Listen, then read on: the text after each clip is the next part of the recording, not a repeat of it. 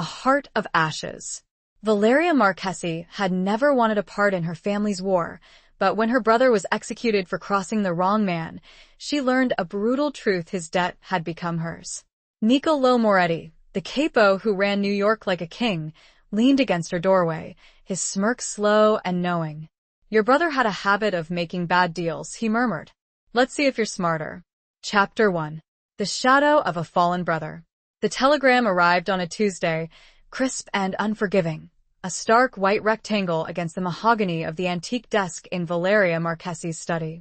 It was the kind of paper that crinkled ominously even before it was opened, the kind that carried news that altered the very fabric of one's life. She had been sketching a charcoal drawing of the sprawling vineyard that lay just beyond the window, a landscape she had known since childhood, a comfort in its unchanging beauty. But the vineyard, with its promise of the coming harvest, seemed a cruel mockery now. The words were stark, brutal in their brevity. "Marco is gone. Debts remain. Come home." Home. The word felt foreign, laced with a bitterness she couldn't quite swallow. It had been 5 years since Valeria had last set foot in the Marchesi estate in Sicily, 5 years since she had walked away from the suffocating expectations, the unspoken rules, the ever-present shadow of the famiglia. 5 years since she had dared to choose a life of quiet obscurity, a life of art and solitude in a small apartment overlooking the Arno in Florence. A life where she was simply Valeria, the artist, not Valeria Marchesi, the daughter of a powerful and often ruthless family.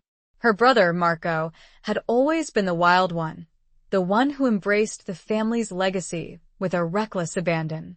He was charming, charismatic, and utterly incapable of resisting a dangerous game. Valeria, on the other hand, had always felt like an outsider, a quiet observer in a world of boisterous pronouncements and veiled threats. She preferred the company of her canvases and paints, finding solace in the creation of beauty, a stark contrast to the darkness that often lurked beneath the surface of her family's opulent lifestyle. She reread the telegram, her fingers tracing the stark black letters. "Debts remain."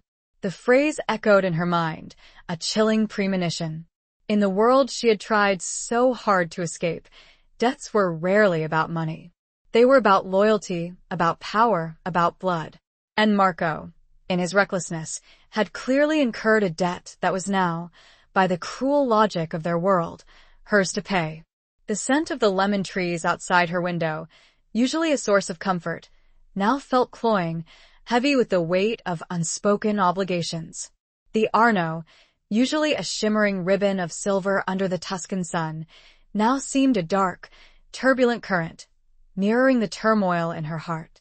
She closed her eyes, trying to conjure Marco's face, the mischievous glint in his eyes, the easy smile that could charm even the most hardened heart. But all she could see was the shadow of his absence, a void that threatened to swallow her whole. A single tear escaped, tracing a path down her cheek, smudging the charcoal dust on her fingers.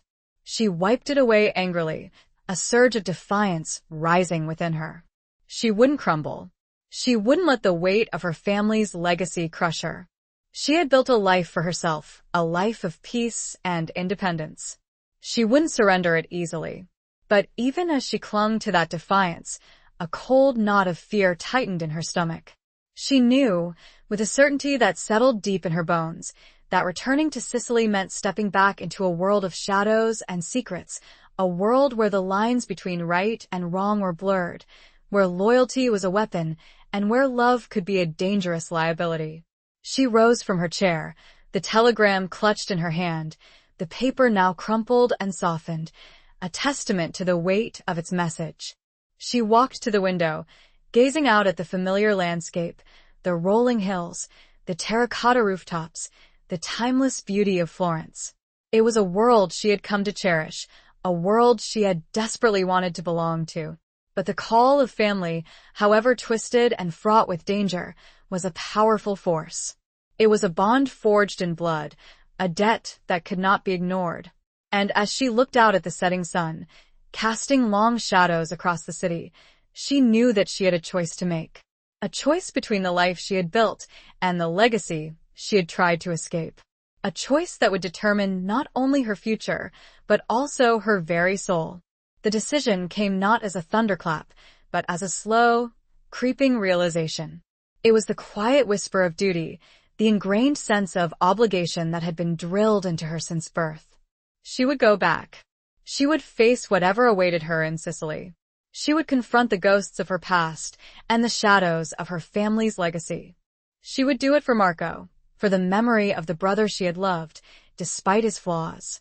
And she would do it for herself, to prove that she was not merely a pawn in their dangerous game, but a woman of strength, of resilience, of unwavering resolve. The journey back was a blur of muted colors and muffled sounds. The train rattled southward, carrying her further and further away from the life she had known, closer and closer to the heart of the storm. She watched the landscape change, the gentle hills of Tuscany giving way to the rugged, volcanic terrain of Sicily. The air grew heavy, thick with the scent of the sea and the unspoken weight of generations of secrets. As the train pulled into the station in Palermo, a familiar figure emerged from the shadows. It was Salvatore, her father's longtime consigliere, his face etched with the lines of countless battles fought and won, his eyes holding a mixture of weariness and unwavering loyalty. He greeted her with a curt nod, his gaze assessing, calculating. "Valeria," he said, his voice raspy, a voice that had given orders and whispered confidences in equal measure. "Your father awaits you." The words hung in the air, heavy with unspoken implications. Valeria knew that her return was not a welcome one. It was a necessary evil, a consequence of Marco's actions. She was a piece on the chessboard, a pawn to be moved and manipulated. But she would not be broken. She would not be controlled. She would find a way to navigate this treacherous world, to honor her brother's memory, and to reclaim her own life, on her own terms. The drive to the estate was silent, the only sound the hum of the engine and the distant cries of seagulls. The landscape was both familiar and foreign, a reminder of the life she had left behind, a life that now seemed both distant and irrevocably intertwined with her present. As they approached the imposing gates of the Marchesi estate, a sense of dread washed over her. The villa, a sprawling structure of ancient stone and imposing grandeur, stood silhouetted against the darkening sky, a symbol of her family's power and the weight of their legacy.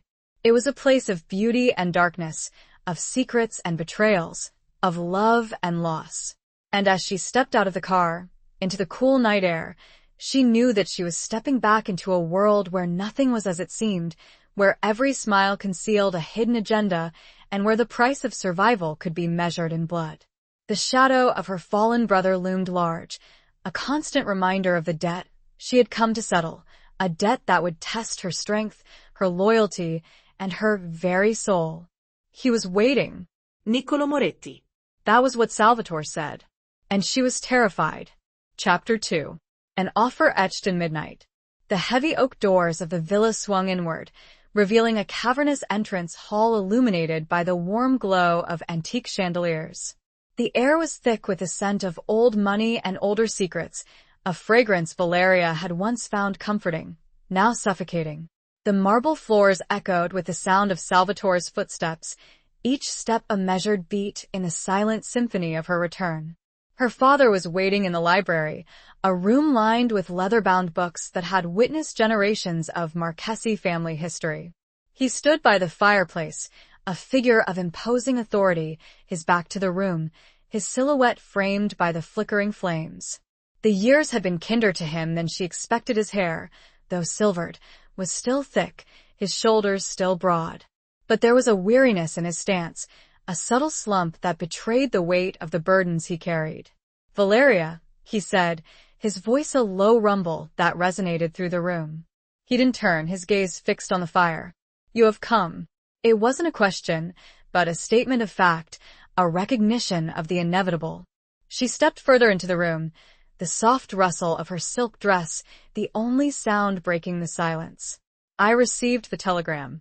He finally turned, his eyes, the same dark, piercing eyes as Marco's, now filled with a mixture of grief and something else, expectation.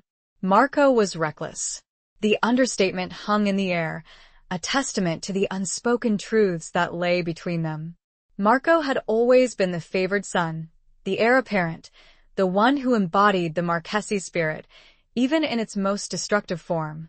Valeria had always been the quiet one, the observer, the one who sought solace in art, not power.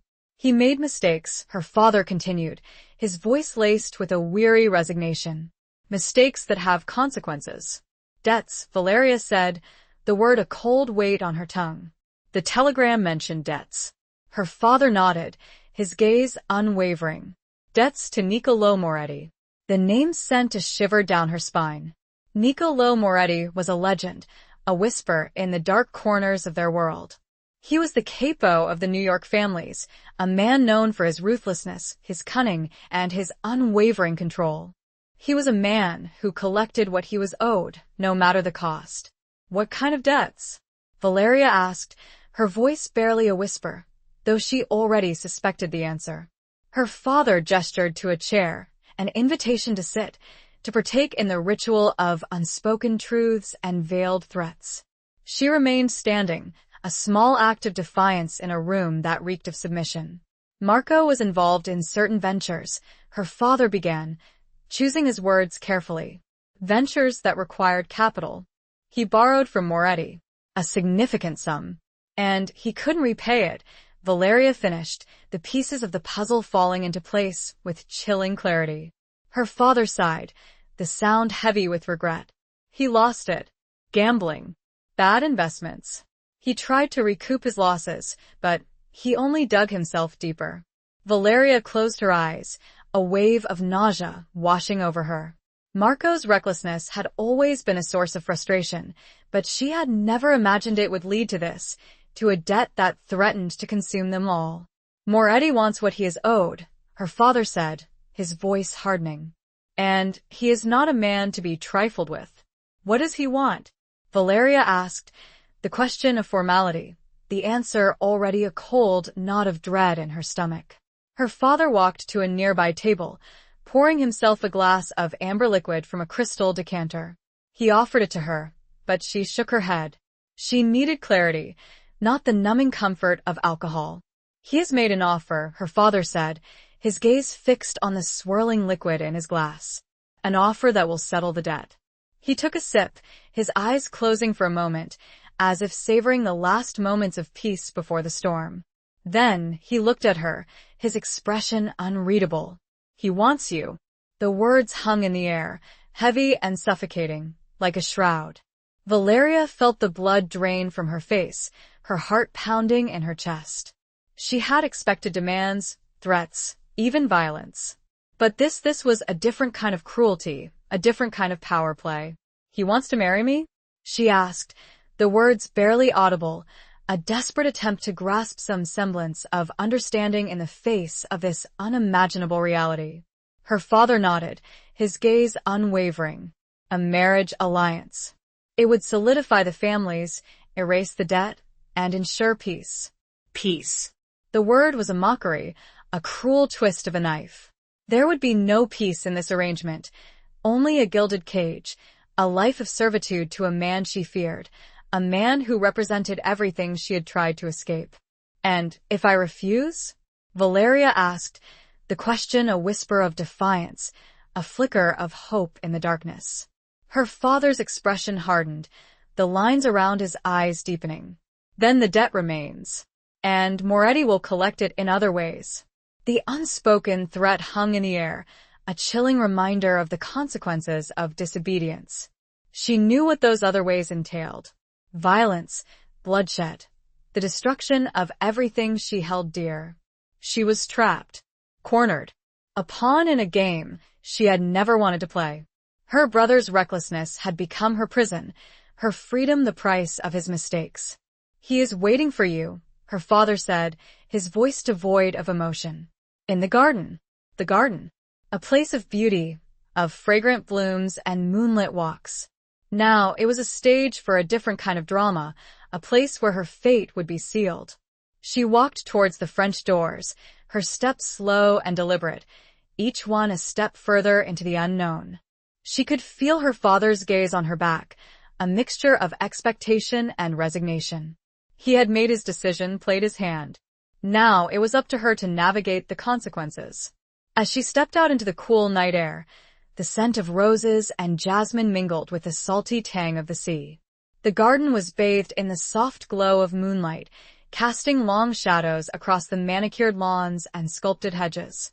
And there, standing by a fountain, his figure silhouetted against the shimmering water, was Niccolò Moretti. He turned as she approached, his eyes, dark and intense, locking onto hers. He was younger than she expected, perhaps in his late 30s, but there was an ageless quality to him, a sense of power and control that transcended mere years. He was dressed in a dark suit, impeccably tailored, the epitome of understated elegance. But it was his eyes that held her captive, eyes that seemed to see through her, to strip away her defenses, to expose the fear and defiance that warred within her. "Valeria Marchesi," he said, his voice a low, resonant murmur, a voice that sent a shiver down her spine, a mixture of dread and a strange, unexpected thrill. "I have been expecting you." His smile didn't reach his eyes. It spoke of possession, and she wondered if she'd ever escape him. Chapter 3. Whispers in the Marchesi estate. The air in the garden felt thick, charged with an unspoken tension that crackled between them like static electricity. The gentle splashing of the fountain, usually a soothing sound, now seemed a mocking counterpoint to the turmoil raging within Valeria. Niccolò Moretti gestured towards a pair of wrought iron chairs placed near the fountain, an invitation to sit, to engage in this macabre dance of power and submission. She hesitated for a moment, her pride warring with the pragmatic need to survive. Finally, she sat, her posture rigid, her hands clasped tightly in her lap. He sat opposite her, his movements fluid and graceful, the epitome of controlled power. He studied her for a long moment, his gaze intense, unwavering, as if he were memorizing every detail of her face, every flicker of emotion that crossed her features. "Your brother was a foolish man," he said, his voice soft, yet laced with a steel that sent a shiver down her spine. "He made promises he couldn't keep." Valeria remained silent, her gaze fixed on the swirling water in the fountain, refusing to be drawn into his verbal sparring. She wouldn't give him the satisfaction of seeing her fear, her anger, her desperation. "But you," he continued, his voice a low murmur, "you are different. I see it in your eyes. You have strength, resilience." His words were unexpected, a subtle shift in the dynamic between them.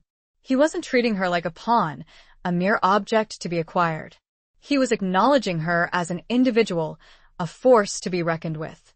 "I had nothing to do with my brother's debts," Valeria said, her voice finally finding its strength, a hint of defiance coloring her tone.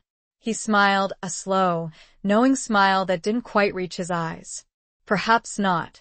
But family is family. And debts must be paid. And you believe marriage is the only way to settle this debt?" she asked, her gaze meeting his, a challenge in her eyes.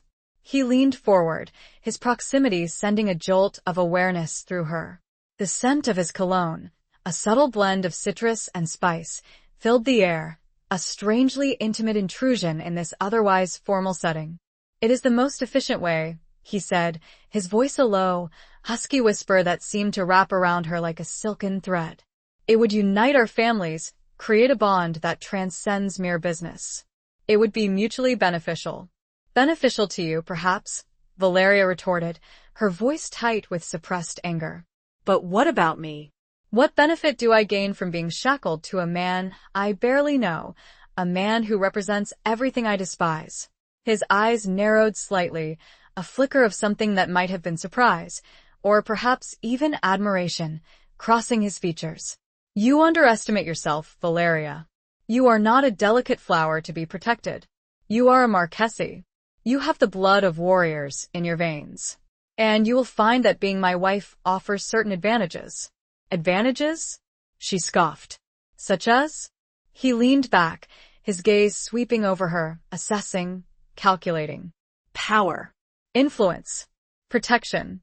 The ability to shape your own destiny, within the parameters of our world. His words were seductive, a tempting glimpse of a life beyond the confines of her current predicament. But she knew it was a gilded cage, a life built on fear and control. "And what if I refuse to play your game?" she asked, her voice barely a whisper, the question hanging in the air like a challenge. His smile vanished, replaced by a cold, hard expression that sent a chill down her spine. "Then you will learn that there are consequences to defying me. Consequences that will extend far beyond your own personal suffering." The threat was clear, unmistakable.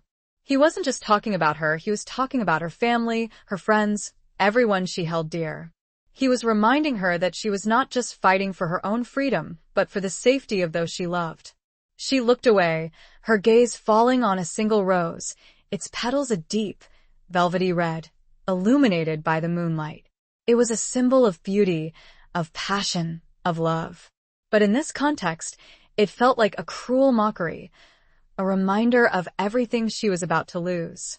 "I need time," she said, her voice barely audible, a desperate plea for a reprieve, a chance to find a way out of this impossible situation. He considered her request for a moment, his eyes searching hers, as if trying to gauge the sincerity of her words. Then he nodded, a slow, deliberate movement of his head. "You have 1 week," he said, his voice firm, unyielding. 1 week to decide. To accept your fate, or face the consequences. 1 week. It was a fleeting moment, a blink of an eye in the grand scheme of things. But it was all she had. 1 week to find a way to escape this gilded cage, to reclaim her freedom, to defy the man who held her destiny in his hands. He rose from his chair, his figure towering over her, a symbol of his power and control. He extended his hand, a gesture of what? Courtesy? Dominance? She hesitated for a moment, then placed her hand in his, the contact sending a jolt of electricity through her. His hand was warm, strong, his grip firm but not crushing. It was a touch that spoke of possession, of control, but also, strangely, of respect. "I will see you in 1 week, Valeria," he said, his voice a low murmur, his eyes locking onto hers. "And I expect you to have made the right decision." He released her hand, turned, and walked away, his figure disappearing into the shadows of the garden.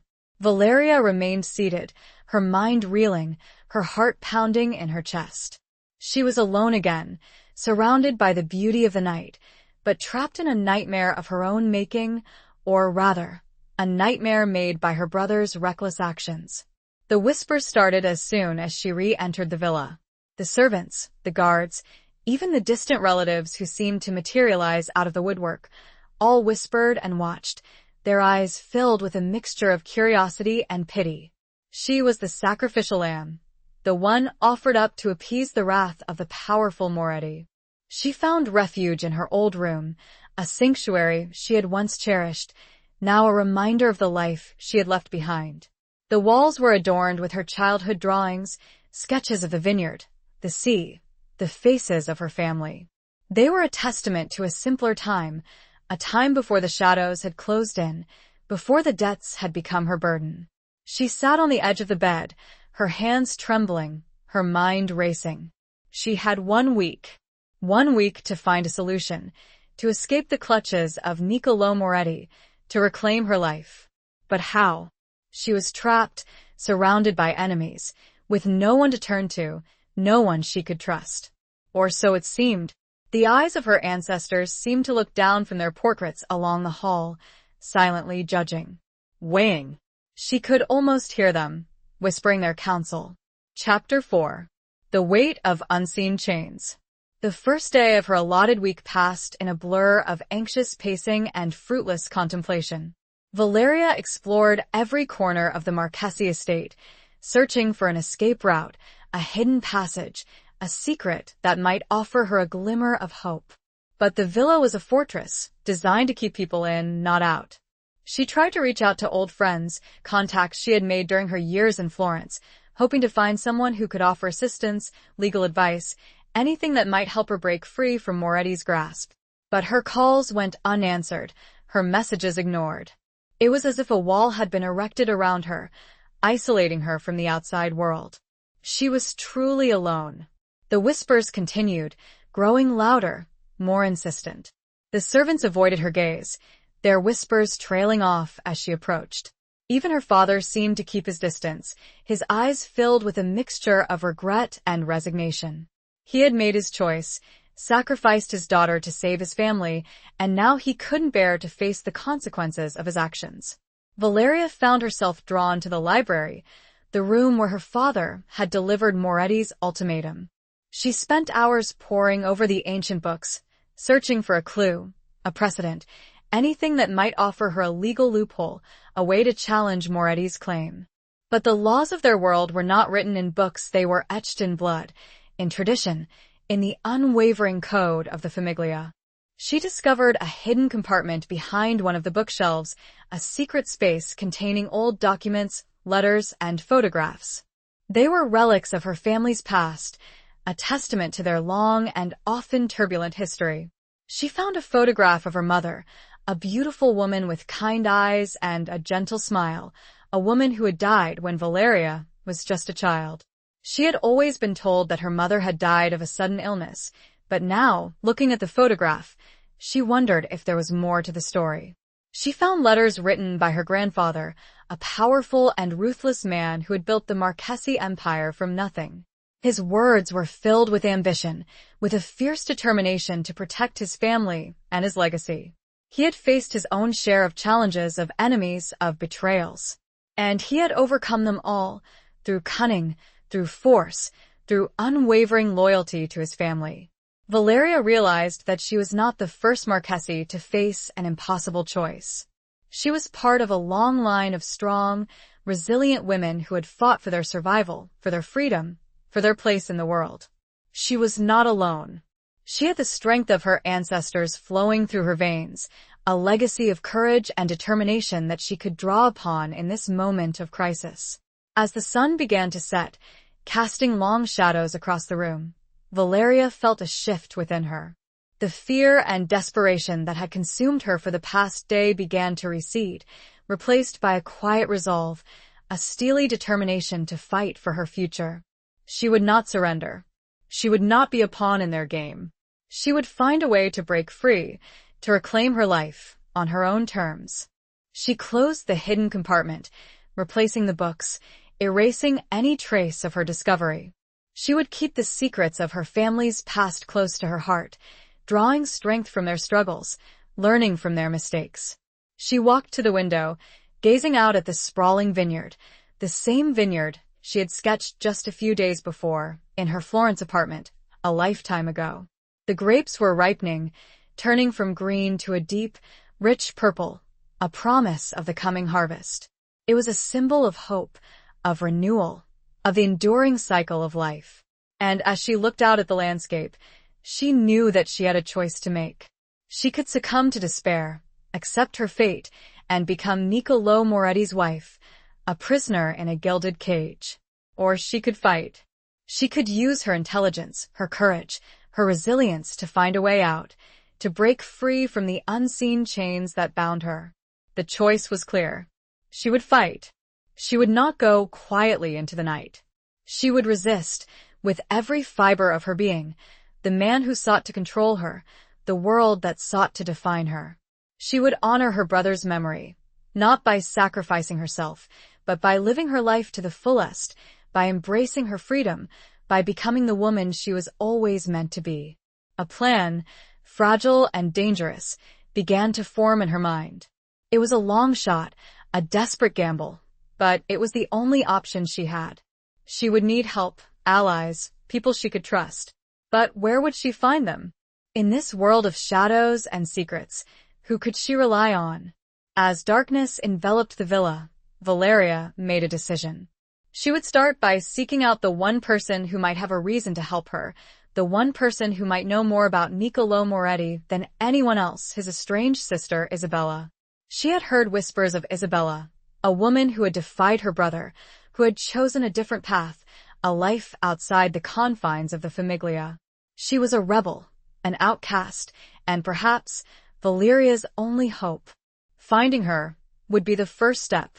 Getting her to help, That was another challenge altogether. One she did not have a ready answer for. The clock was ticking. She could almost hear it mocking her. Chapter 5. A Dance with the Devil Himself. The second day brought a surprise. An invitation from Niccolò Moretti himself.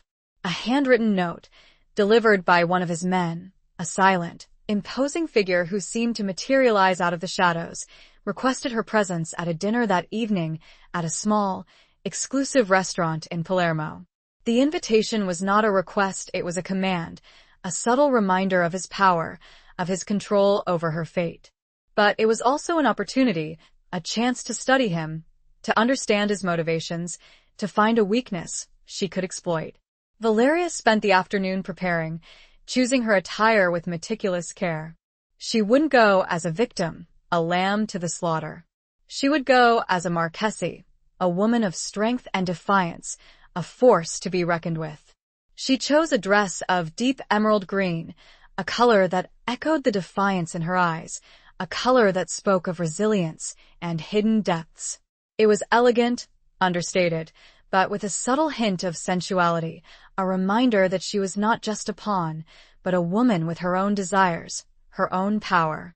She styled her hair in a sophisticated updo, revealing the long, graceful line of her neck, a gesture of vulnerability that was also a display of confidence. She wore minimal jewelry, only a pair of diamond earrings, a gift from her mother, a reminder of the woman she had lost, the woman who had always encouraged her to be strong, to be independent.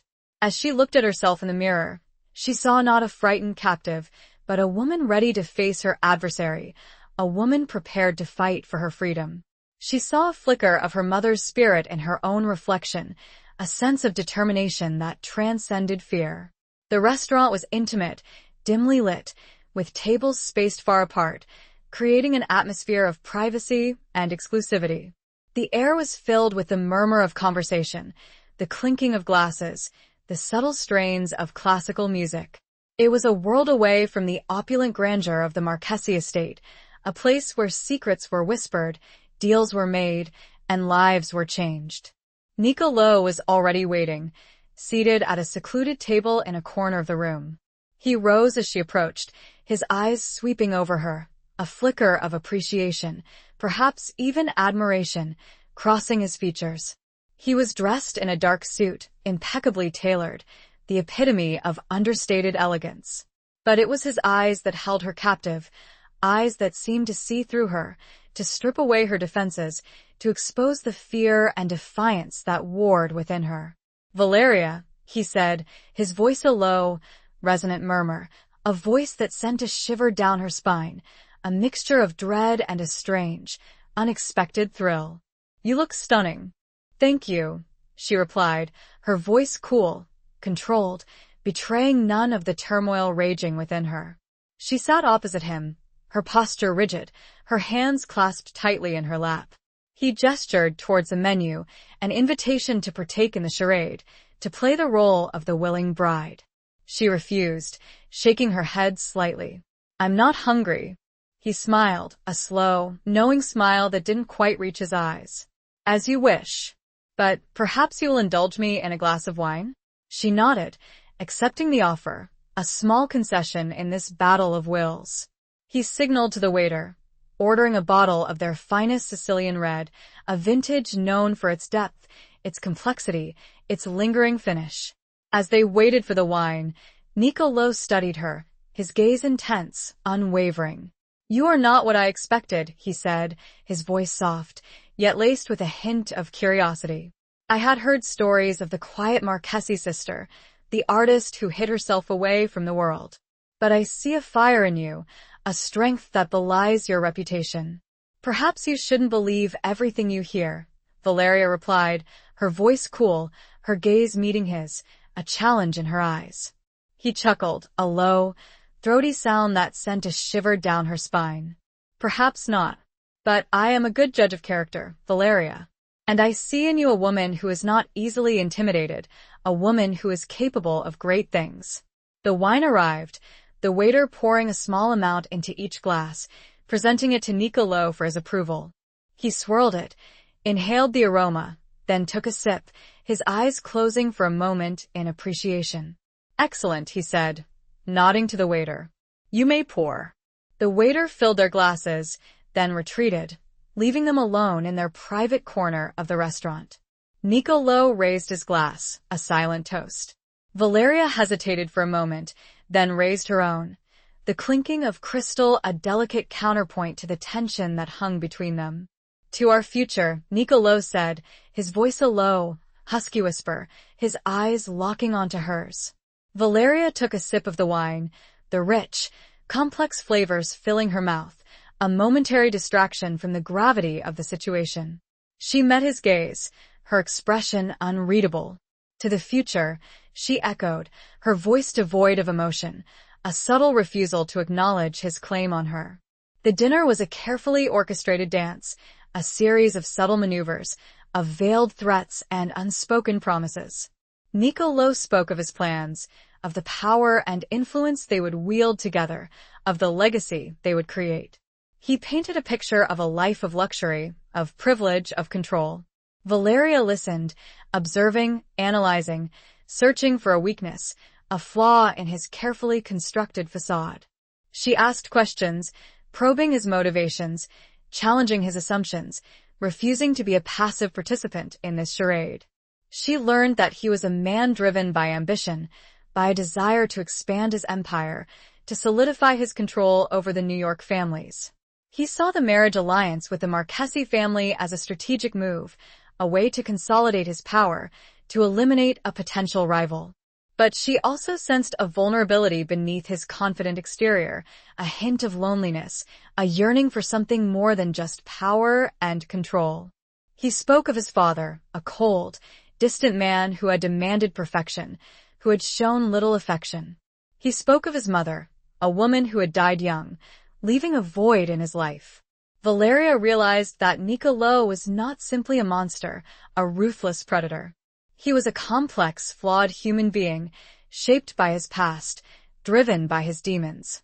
And perhaps, just perhaps, that was his weakness, the key to her escape. It was something to hold on to remember, to analyze further. This man was not unbreakable. As the evening drew to a close, Niccolò's demeanor shifted. The charm, the subtle persuasion, gave way to a more direct, more demanding approach. "I trust you are considering my offer," he said, his voice hardening, his eyes narrowing. "Time is running out." "I am considering all my options," Valeria replied, her voice cool, controlled, betraying none of the fear that gnawed at her insides. He leaned forward, his proximity sending a jolt of awareness through her. The scent of his cologne, a subtle blend of citrus and spice, filled the air, a strangely intimate intrusion in this otherwise formal setting. "There are no other options, Valeria," he said, his voice a low, menacing whisper.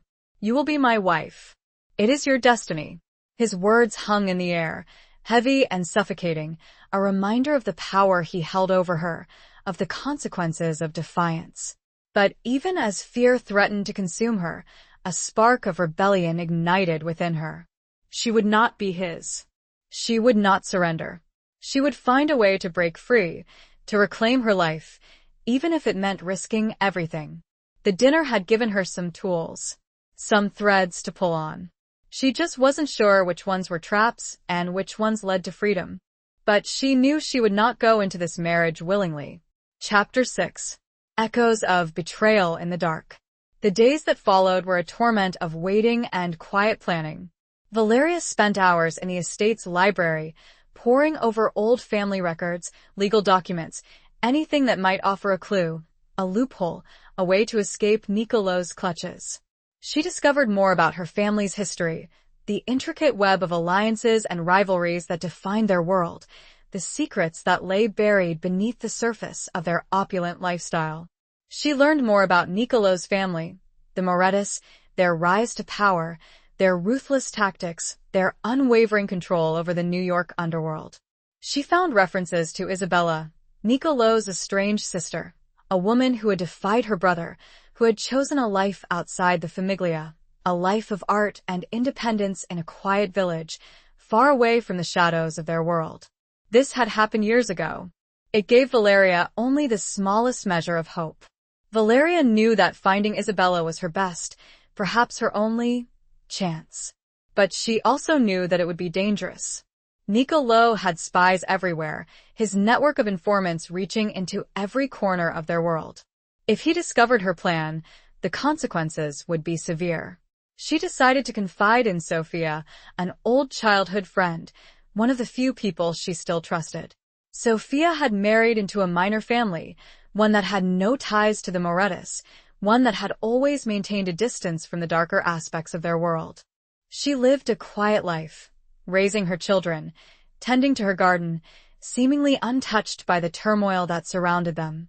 Valeria arranged a meeting with Sophia, a clandestine rendezvous in a small cafe in a nearby town, a place where they could talk without being overheard, without being watched. She chose a weekday morning, when the cafe was relatively empty, when the locals were busy with their daily routines. Sophia arrived, her face etched with concern, her eyes filled with a mixture of worry and understanding.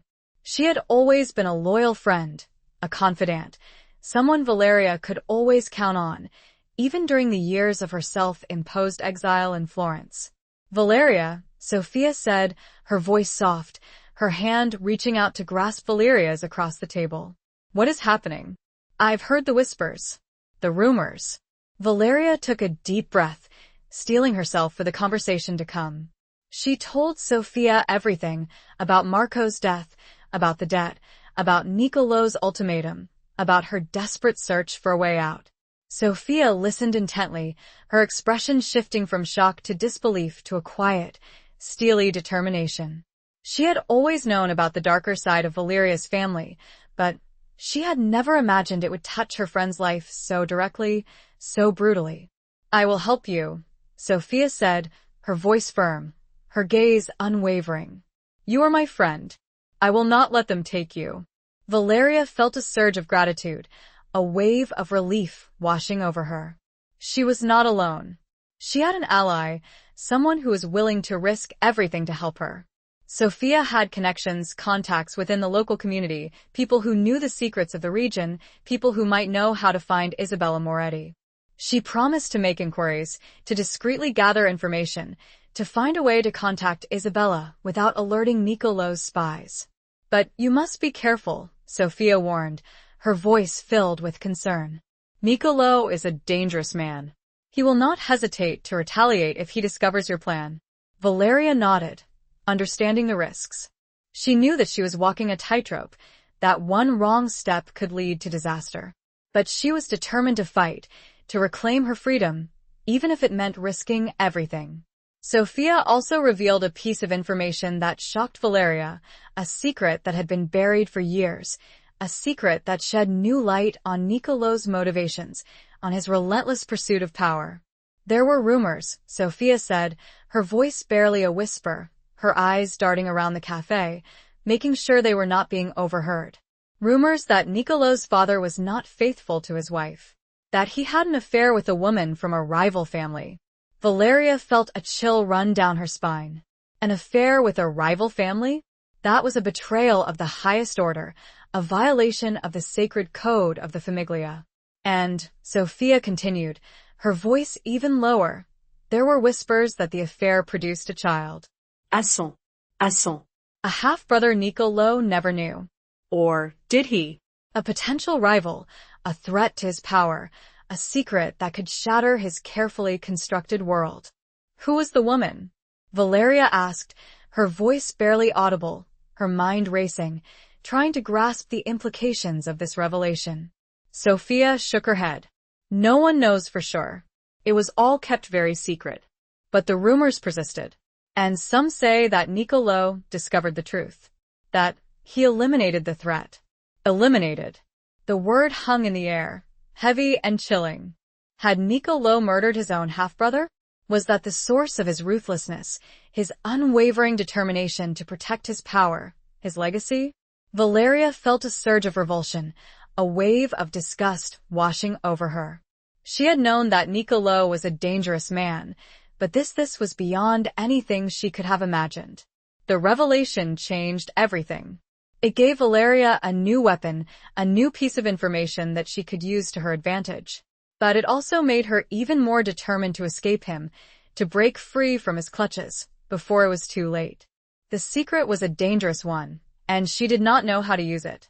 But she knew she couldn't unknow it. The darkness surrounding Nicolo had deepened. Now there was a secret, a whisper of betrayal in his past. A place to dig. But how? And when? And to what end?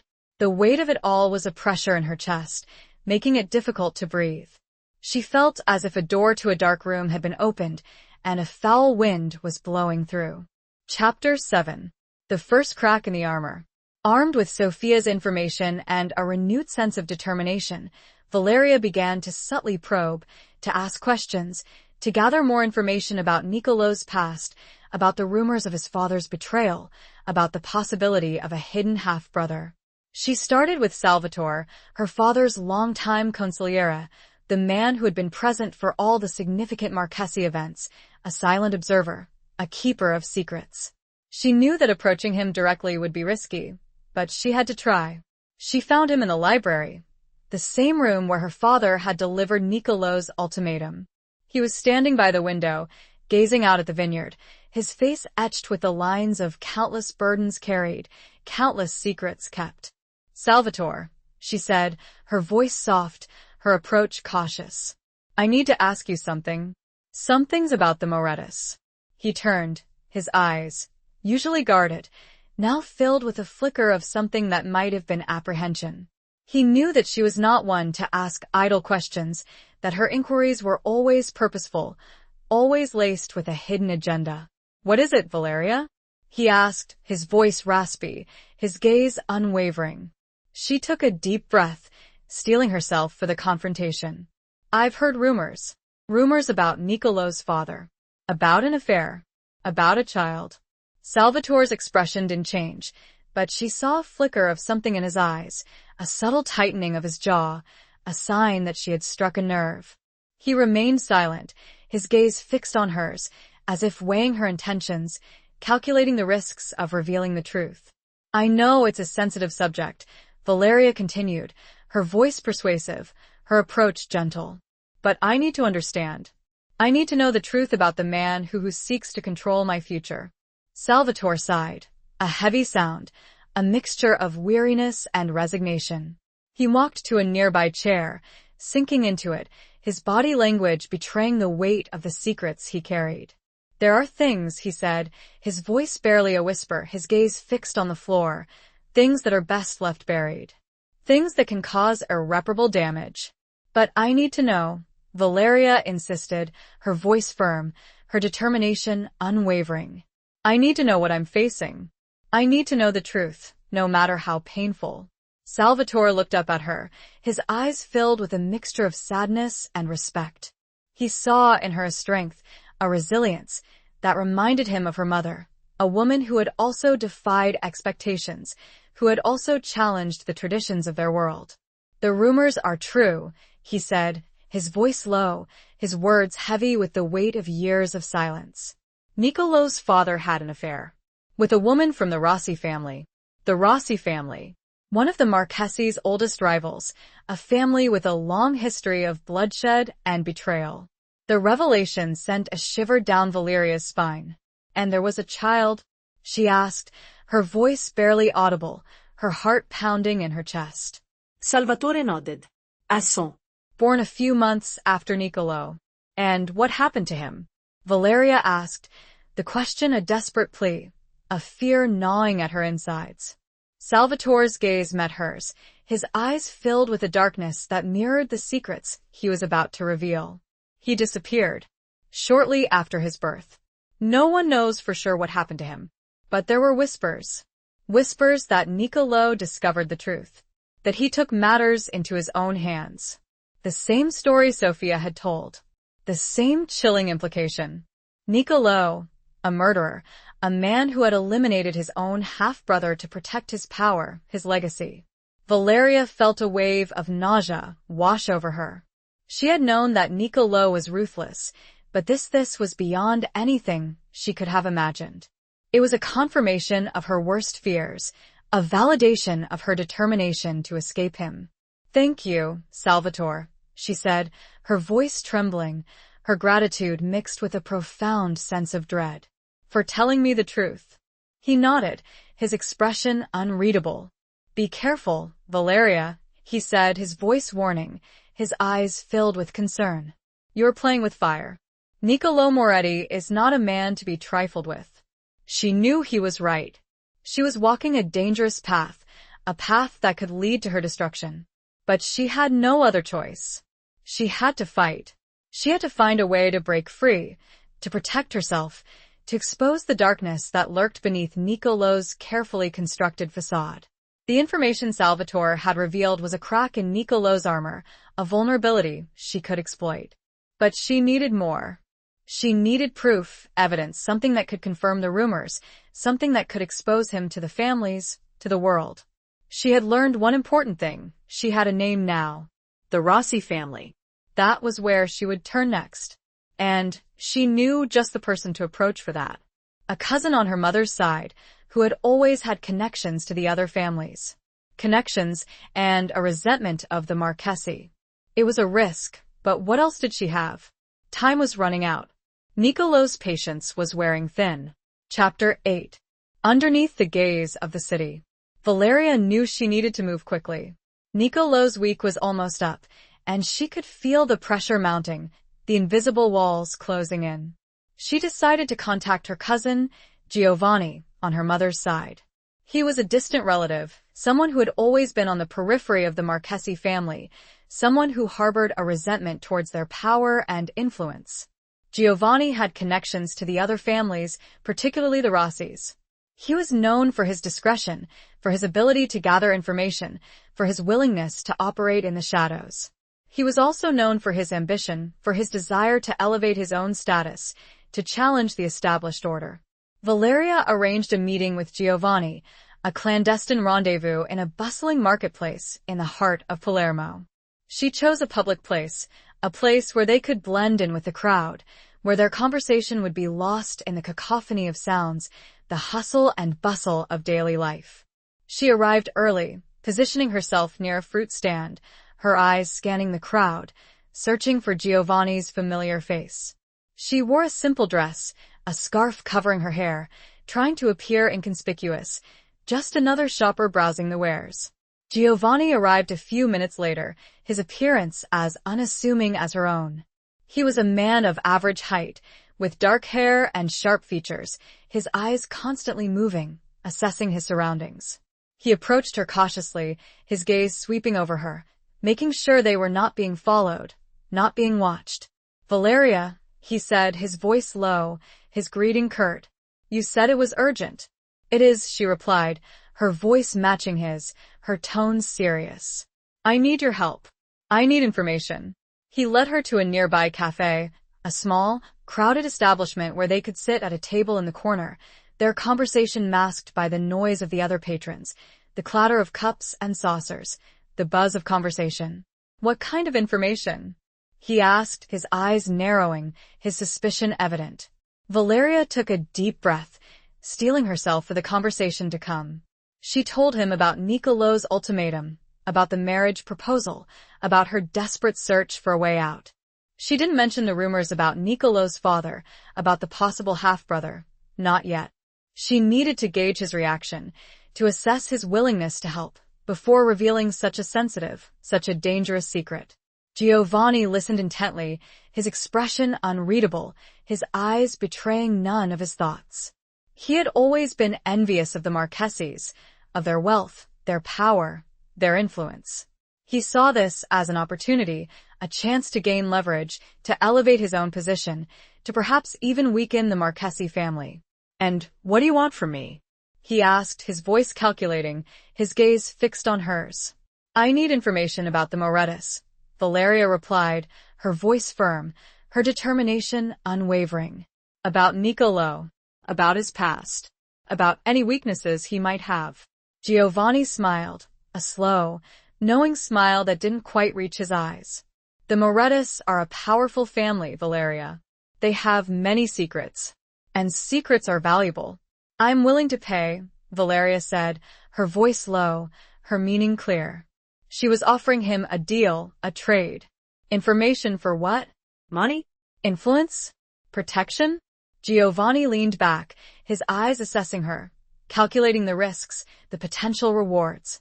He knew that helping her could be dangerous, that it could put him in direct conflict with Niccolò Moretti, a man known for his ruthlessness, his unwavering control.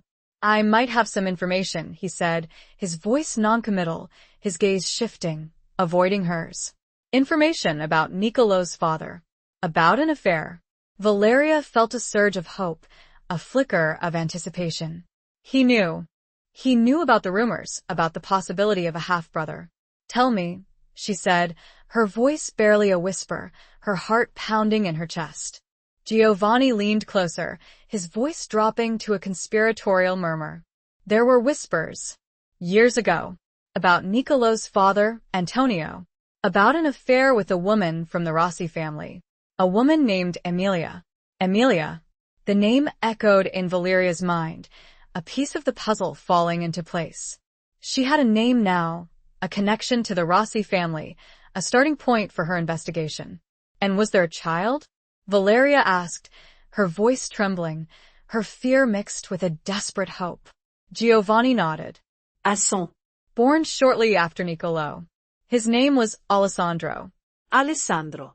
Another piece of the puzzle. The name of Niccolò's potential half-brother, the man who had disappeared, the man who might have been murdered. And what happened to him? Valeria asked, the question a desperate plea, a dread gnawing at her insides.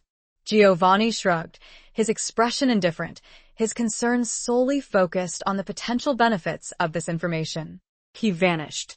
No one knows for sure what happened. But there were rumors. Rumors that Niccolò silenced him. Permanently. The same story, again and again. The chilling confirmation of Niccolò's ruthlessness, his willingness to eliminate any threat to his power, even his own flesh and blood. I can get more. But it will cost you, Giovanni said. Were you willing to trade, cousin? Valeria knew it was a devil's bargain. But underneath the gaze of the city, the desperation of the situation, the limited amount of time, made this the only possible solution. She would have to take the deal. As the sun set, painting the sky above Palermo in shades of orange and purple, Valeria stood on a rooftop overlooking the city. The bustling marketplace below, the labyrinthine streets, the imposing buildings, all seemed to hold their breath, waiting, watching. She felt a strange sense of calm, a sense of purpose. She had a lead, a name, a connection to the Rossi family. She had a potential ally in Giovanni, however untrustworthy he might be. She had a plan, fragile and dangerous, but a plan nonetheless. She was walking a tightrope, balancing between hope and despair, between freedom and captivity. But she was not alone. She had the whispers of the city to guide her, the echoes of betrayal to fuel her, the strength of her ancestors to sustain her. She would find Alessandro, or at least the truth about what happened to him. She would expose Niccolò's darkness, his secrets, his lies. She would break free from his grasp, reclaim her life, on her own terms. The city lights twinkled below, a million tiny sparks in the gathering darkness. And Valeria, standing on the rooftop, felt a spark ignite within her, a spark of defiance, a spark of hope, a spark of unwavering determination. She was ready to fight. She was ready to risk everything. She was ready to face the devil himself, and this time, she would not back down. Niccolò's time was up. Her time was now. Chapter 9. A glimmer of forbidden light. Valeria's deal with Giovanni set her on a collision course with the Rossi family, a path fraught with danger and uncertainty. He had promised to provide her with a contact within the Rossi household, someone who might be willing to share information about Emilia and Alessandro, someone who might hold the key to exposing Niccolò's secret. The contact was a woman named Lucia, a distant cousin of Emilia Rossi, a woman who had been ostracized by the family for her unconventional choices, for her refusal to adhere to their strict traditions. She lived a quiet life, on the fringes of the Rossi estate, working as a seamstress, seemingly invisible to the powerful figures who controlled the family. Giovanni arranged a meeting, a clandestine rendezvous in a small church on the outskirts of Palermo, a place where they could talk without being overheard, without being watched. He warned Valeria that Lucia was unpredictable, that she might be reluctant to help, that she might even betray them to the Rossis. Valeria arrived at the church, her heart pounding in her chest, her mind racing with a mixture of anticipation and dread. She wore a simple dress, a scarf covering her hair, trying to blend in with the few worshippers who were scattered throughout the pews. The air was thick with the scent of incense and old stone, a palpable sense of history and reverence, a stark contrast to the dangerous game she was playing. Lucia arrived a few minutes later, her appearance as unassuming as Valeria's own. She was a woman in her late 50s, with weathered hands and tired eyes, her face etched with the lines of a hard life, a life lived on the margins of society. She approached Valeria cautiously, her gaze sweeping over her, assessing her intentions, calculating the risks of this encounter. "You are Valeria Marchesi," Lucia said, her voice low, her tone wary. "Giovanni said you needed information." "I do," Valeria replied, her voice matching Lucia's, her approach cautious. "Information about Emilia Rossi, about her son, Alessandro." Lucia's eyes narrowed, a flicker of suspicion, perhaps even fear, crossing her features. She knew that this was a dangerous topic, a secret that could shatter the fragile peace between the families, a secret that could have dire consequences for anyone involved. "Emilia is dead," Lucia said, her voice flat, her gaze avoiding Valeria's. "And Alessandro is gone. There is nothing more to say." "I know about the rumors," Valeria persisted, her voice firm, her determination unwavering. "About Niccolò Moretti. About his involvement in Alessandro's disappearance." Lucia's expression didn't change, but Valeria saw a flicker of something in her eyes, a subtle tightening of her jaw, a sign that she had struck a nerve. She remained silent, her gaze fixed on Valeria's, as if weighing her intentions, calculating the risks of revealing the truth. "I need your help," Valeria continued, her voice persuasive, her approach gentle. "I need to know the truth. I need to expose Niccolò. He's trying to force me into a marriage. A marriage I don't want." Lucia's gaze softened slightly, a flicker of empathy, perhaps even understanding, crossing her features. She knew what it was like to be trapped, to be controlled, to be forced to live a life that was not her own. She had been ostracized by her family for defying their expectations, for choosing her own path. "The Rossis will never help you," Lucia said, her voice low, her words heavy with the weight of years of bitterness and resentment. "They are as bad as the Morettis. They care only about power, about maintaining their control. But you can help me," Valeria said, her voice filled with a desperate hope. "You know the truth. You know what happened to Alessandro." Lucia hesitated for a moment, her eyes searching Valeria's, as if trying to gauge the sincerity of her words, the depth of her desperation. Then, she nodded, a slow, deliberate movement of her head. "I will tell you what I know," Lucia said, her voice barely a whisper, her words carrying the weight of a long-buried secret. "But you must promise me that you will use this information wisely, that you will not endanger me." "I promise," Valeria said, her voice firm, her gratitude mixed with a profound sense of responsibility. Lucia began to speak, her voice low and steady, her words painting a vivid picture of Emilia Rossi, a beautiful, spirited woman who had fallen in love with Antonio Moretti, a forbidden love that had produced a child, a secret that had been buried for years. She told Valeria about Emilia's desperate attempts to protect her son, to keep him safe from Niccolò's wrath. She spoke of the night Alessandro disappeared, the night Emilia had been found dead. The official cause of death ruled a suicide, but Lucia had always suspected foul play. She had proof, too, hidden away for years. A letter, written by Emilia, to be opened only in case she met an untimely end. "Niccolò discovered the truth," Lucia said, her voice trembling, her eyes filled with a mixture of fear and sorrow. "He found out about Alessandro. And he eliminated the threat. He killed his own half-brother. And he silenced his mother. Valeria felt a wave of nausea wash over her, a confirmation of her worst fears, a validation of her determination to expose Niccolò, to bring him to justice. But how? How would showing this letter help? He made it look like an accident, Lucia continued, her voice barely a whisper. Un tragique accident. A boating mishap. No one suspected a thing. Except Emilia's mother. She always believed Niccolò was responsible, but she had no proof. She died a broken woman, consumed by grief and suspicion. The letter, Valeria began, where is it? Lucia told her, then finished, her eyes locking with Valeria's. This changes things, doesn't it? Valeria nodded. This was more than a crack in the armor. This was a gaping wound. And for the first time in a long time, she felt a glimmer of something unexpected. Hope. A forbidden light in the darkness that had surrounded her for so long.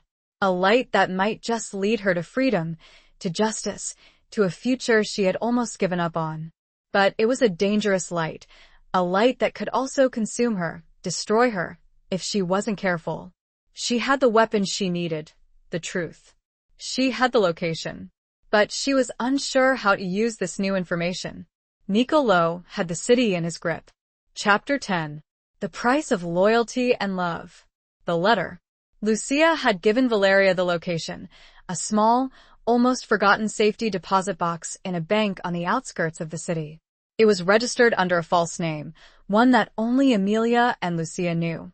The key, Lucia had kept hidden for all these years, tucked away amongst her few possessions, a constant reminder of the tragedy, the injustice, the secret she had guarded for so long.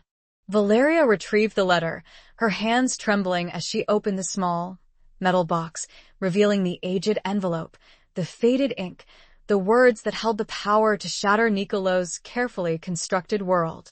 Emilia's letter was a confession, a desperate plea for justice, a testament to her love for her son, Alessandro. She detailed her affair with Antonio Moretti, the birth of their child, the constant fear of discovery, the threats from Niccolò, her unwavering determination to protect Alessandro, no matter the cost. She wrote of Niccolò's cold, calculating nature, his ruthless ambition, his unwavering control over his family, his willingness to eliminate any threat to his power. She described the night Alessandro disappeared, the night she had confronted Niccolò, the night she had begged him to spare her son's life. She had failed, and she knew, as she wrote the letter, that her own life was in danger. She had foreseen her own death, her own suicide, orchestrated by the man who had stolen her son, the man who now sought to control Valeria's life.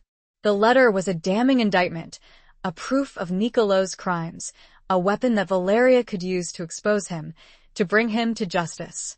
But it was also a dangerous document, a secret that could put her own life at risk, a secret that could unleash a storm of violence and retribution. Valeria knew that she couldn't simply present the letter to the authorities. Niccolò had too much power, too much influence. He controlled the police, the judges, the entire legal system. He would find a way to discredit the letter, to silence her, to bury the truth once again. She needed a different approach, a more strategic plan. She needed to expose Niccolò to the families, to the underworld, to the people who held the real power in their world. She needed to shatter his reputation, to undermine his authority, to make him vulnerable. She decided to confide in her father. She knew that he had sacrificed her to appease Niccolò, to protect the family, but she also believed that he had a conscience, that he had a sense of justice, that he would not condone murder, especially the murder of an innocent child. She found him in his study, the same room where he had delivered Niccolò's ultimatum, the room that had become a symbol of her captivity, her despair. He was sitting by the fireplace, a glass of whiskey in his hand, his face etched with the lines of countless burdens carried, countless regrets accumulated. "Father," she said, her voice soft, her approach cautious. "I need to talk to you. About Niccolò." He looked up, his eyes, usually guarded, now filled with a flicker of apprehension. He knew that she was not one to make idle conversation, that her words were always purposeful, always laced with a hidden agenda. "What is it, Valeria?" he asked, his voice weary, his gaze unwavering. She took a deep breath, steeling herself for the confrontation. She told him everything about Lucia, about Amelia's letter, about Nicolo's crimes, about the murder of his own half-brother. Her father listened intently, his expression shifting from shock to disbelief to a slow, creeping horror. He had known that Nicolo was ruthless, that he was a man to be feared, but he had never imagined that he was capable of such depravity. "I don't believe it," he said, his voice barely a whisper, his hands trembling. Nicolo couldn't. Valeria placed the letter on the table before him, the aged envelope, the faded ink, the words that spoke of betrayal, of murder, of a mother's desperate plea for justice.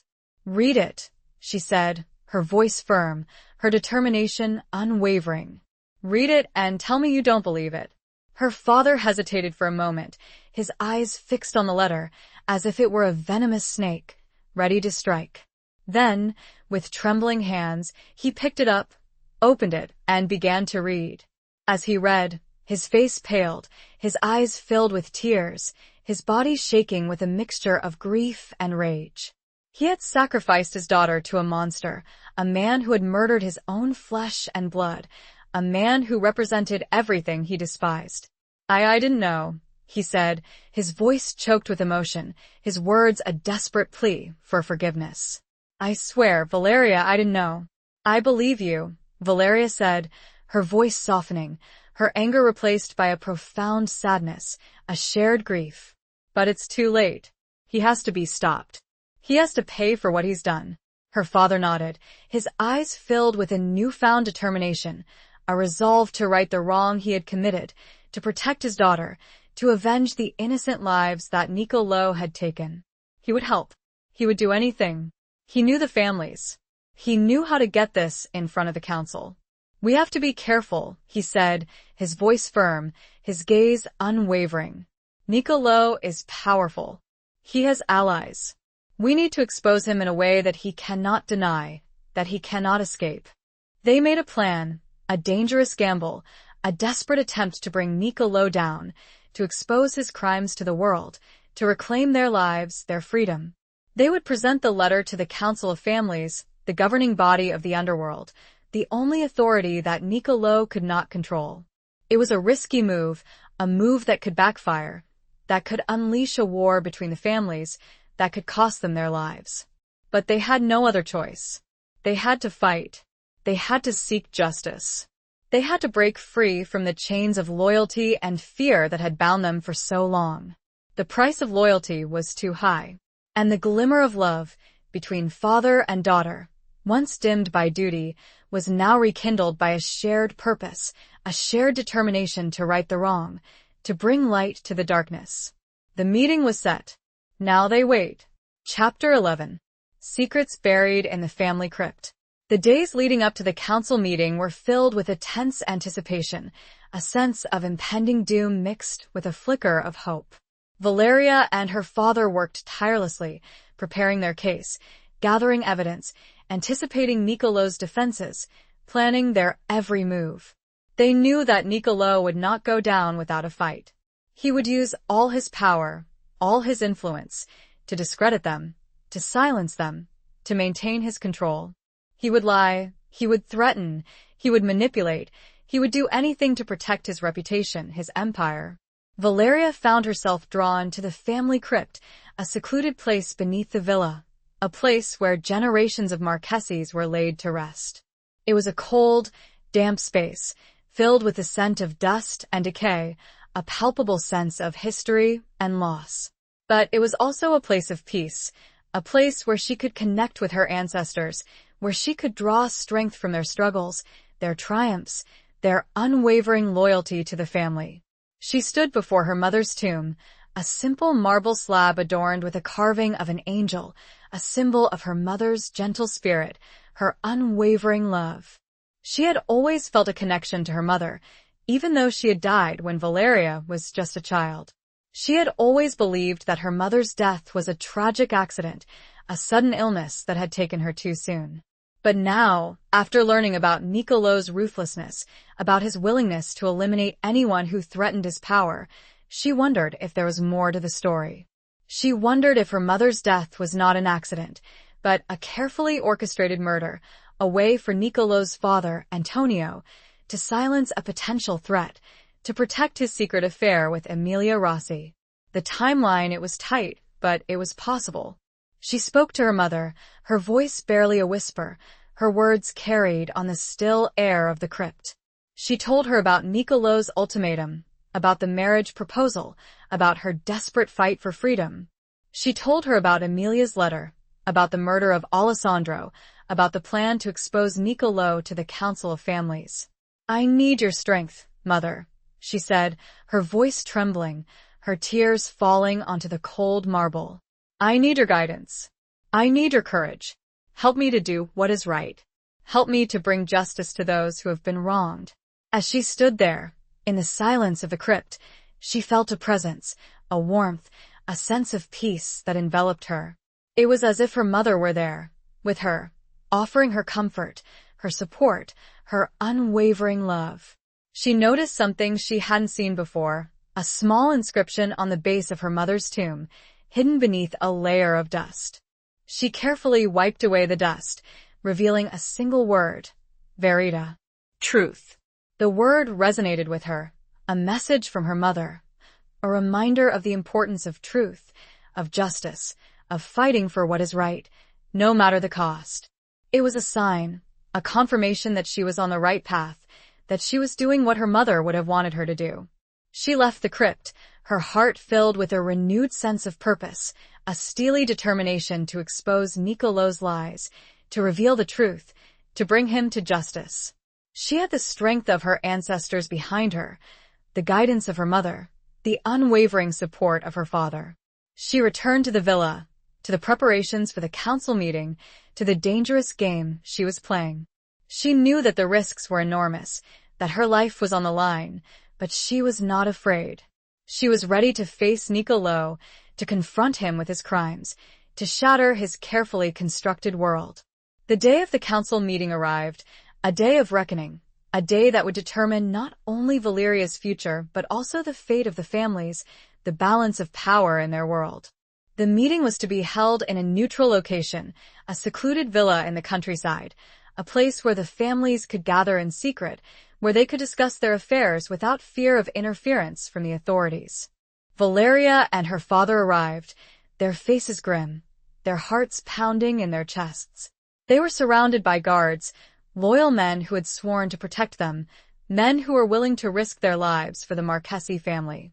The other families arrived, their leaders, their consiglieras, their soldiers, all dressed in dark suits, their faces impassive, their eyes betraying nothing of their thoughts, their loyalties. It was a gathering of power, of influence, of secrets and lies, a gathering that could erupt into violence at any moment.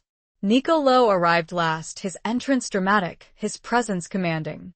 He was dressed in a black suit, impeccably tailored, his face a mask of confidence, his eyes cold and calculating.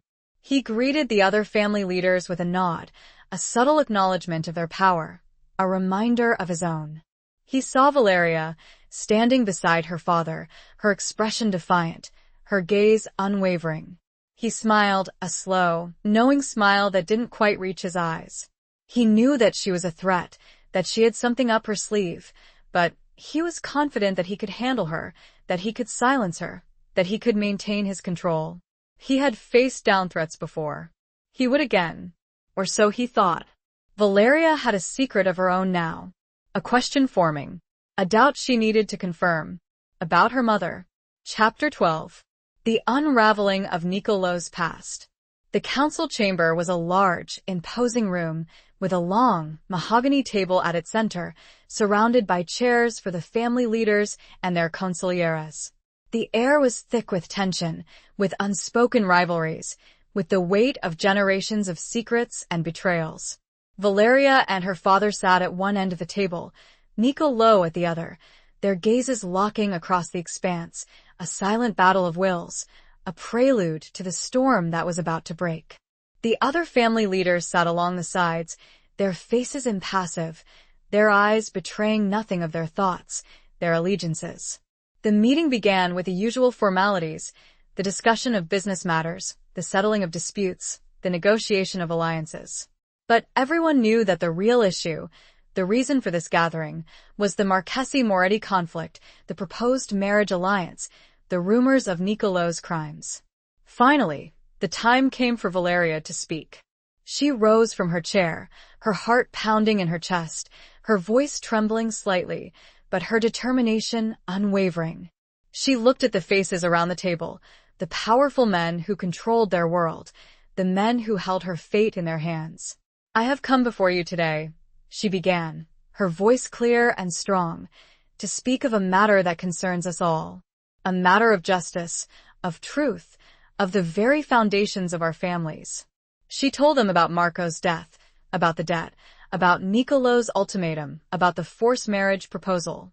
She spoke of her investigation, of her discovery of Emilia Rossi's letter, of the evidence that pointed to Niccolò's involvement in the murder of his own half-brother, Alessandro.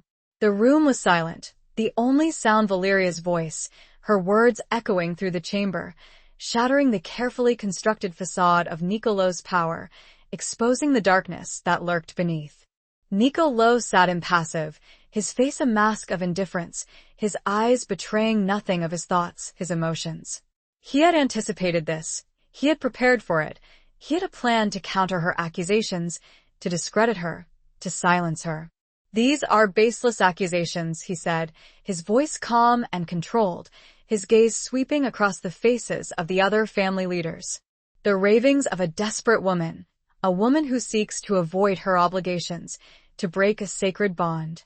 He presented his own version of events, a carefully crafted narrative of Marco's recklessness, of his own generosity in offering to settle the debt through marriage, of Valeria's refusal to accept her fate, of her attempts to slander him, to undermine his authority. He spoke of his loyalty to the families, of his commitment to peace and stability, of his unwavering dedication to the traditions of their world. He painted himself as a victim, a man wronged by a woman's lies, a man who sought only to uphold the honor of his family. The other family leaders listened, their faces unreadable, their eyes shifting between Valeria and Niccolò, weighing the evidence, assessing the credibility of their claims, calculating the potential consequences of their decision.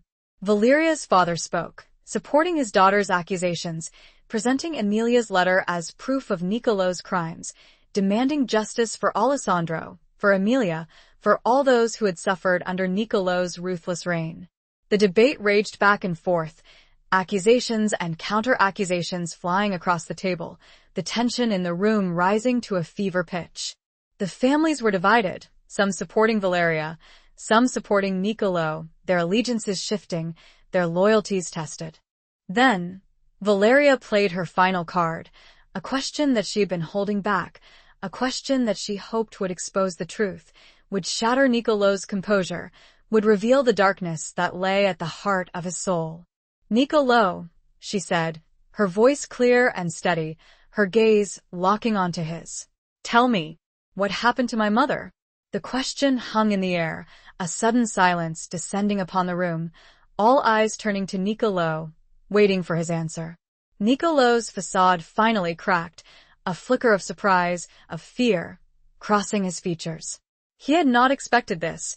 He had not prepared for this. He had underestimated Valeria's determination, her willingness to delve into the darkest secrets of their families. "Your mother?"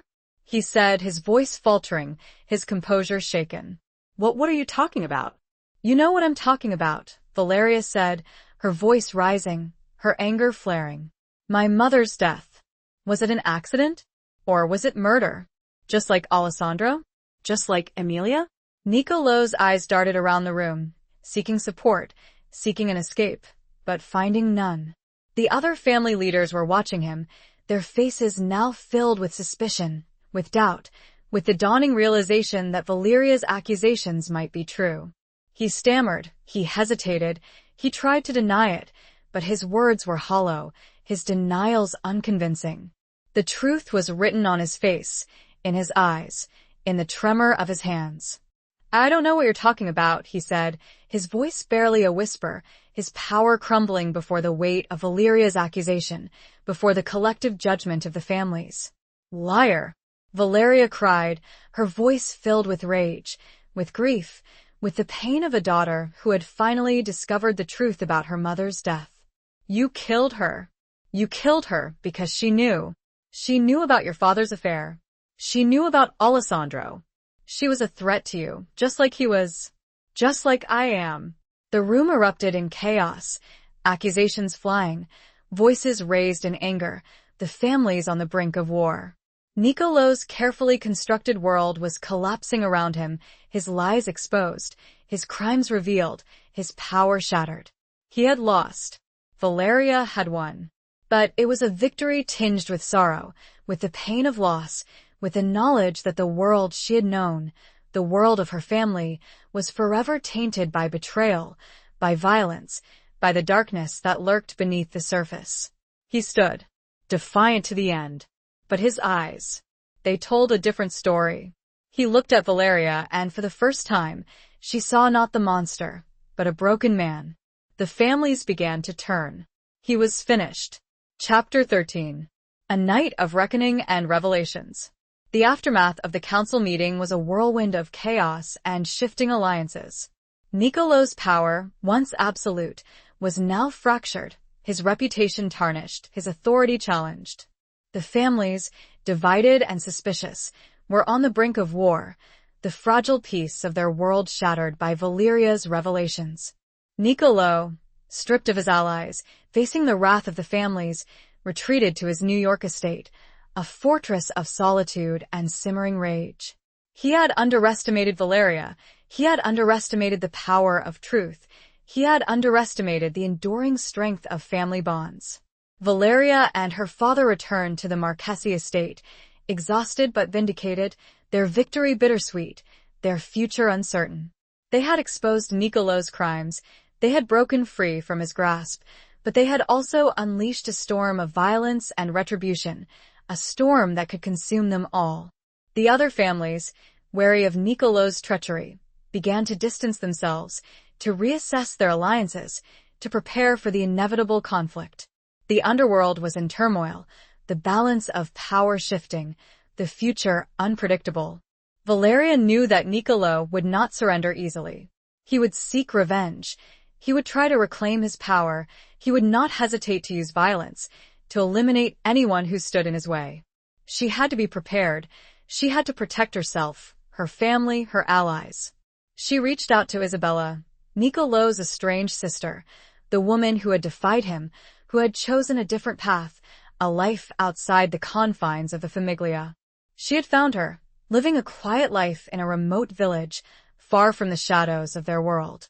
Isabella, initially reluctant to get involved, was moved by Valeria's story, by her courage, by her determination to seek justice.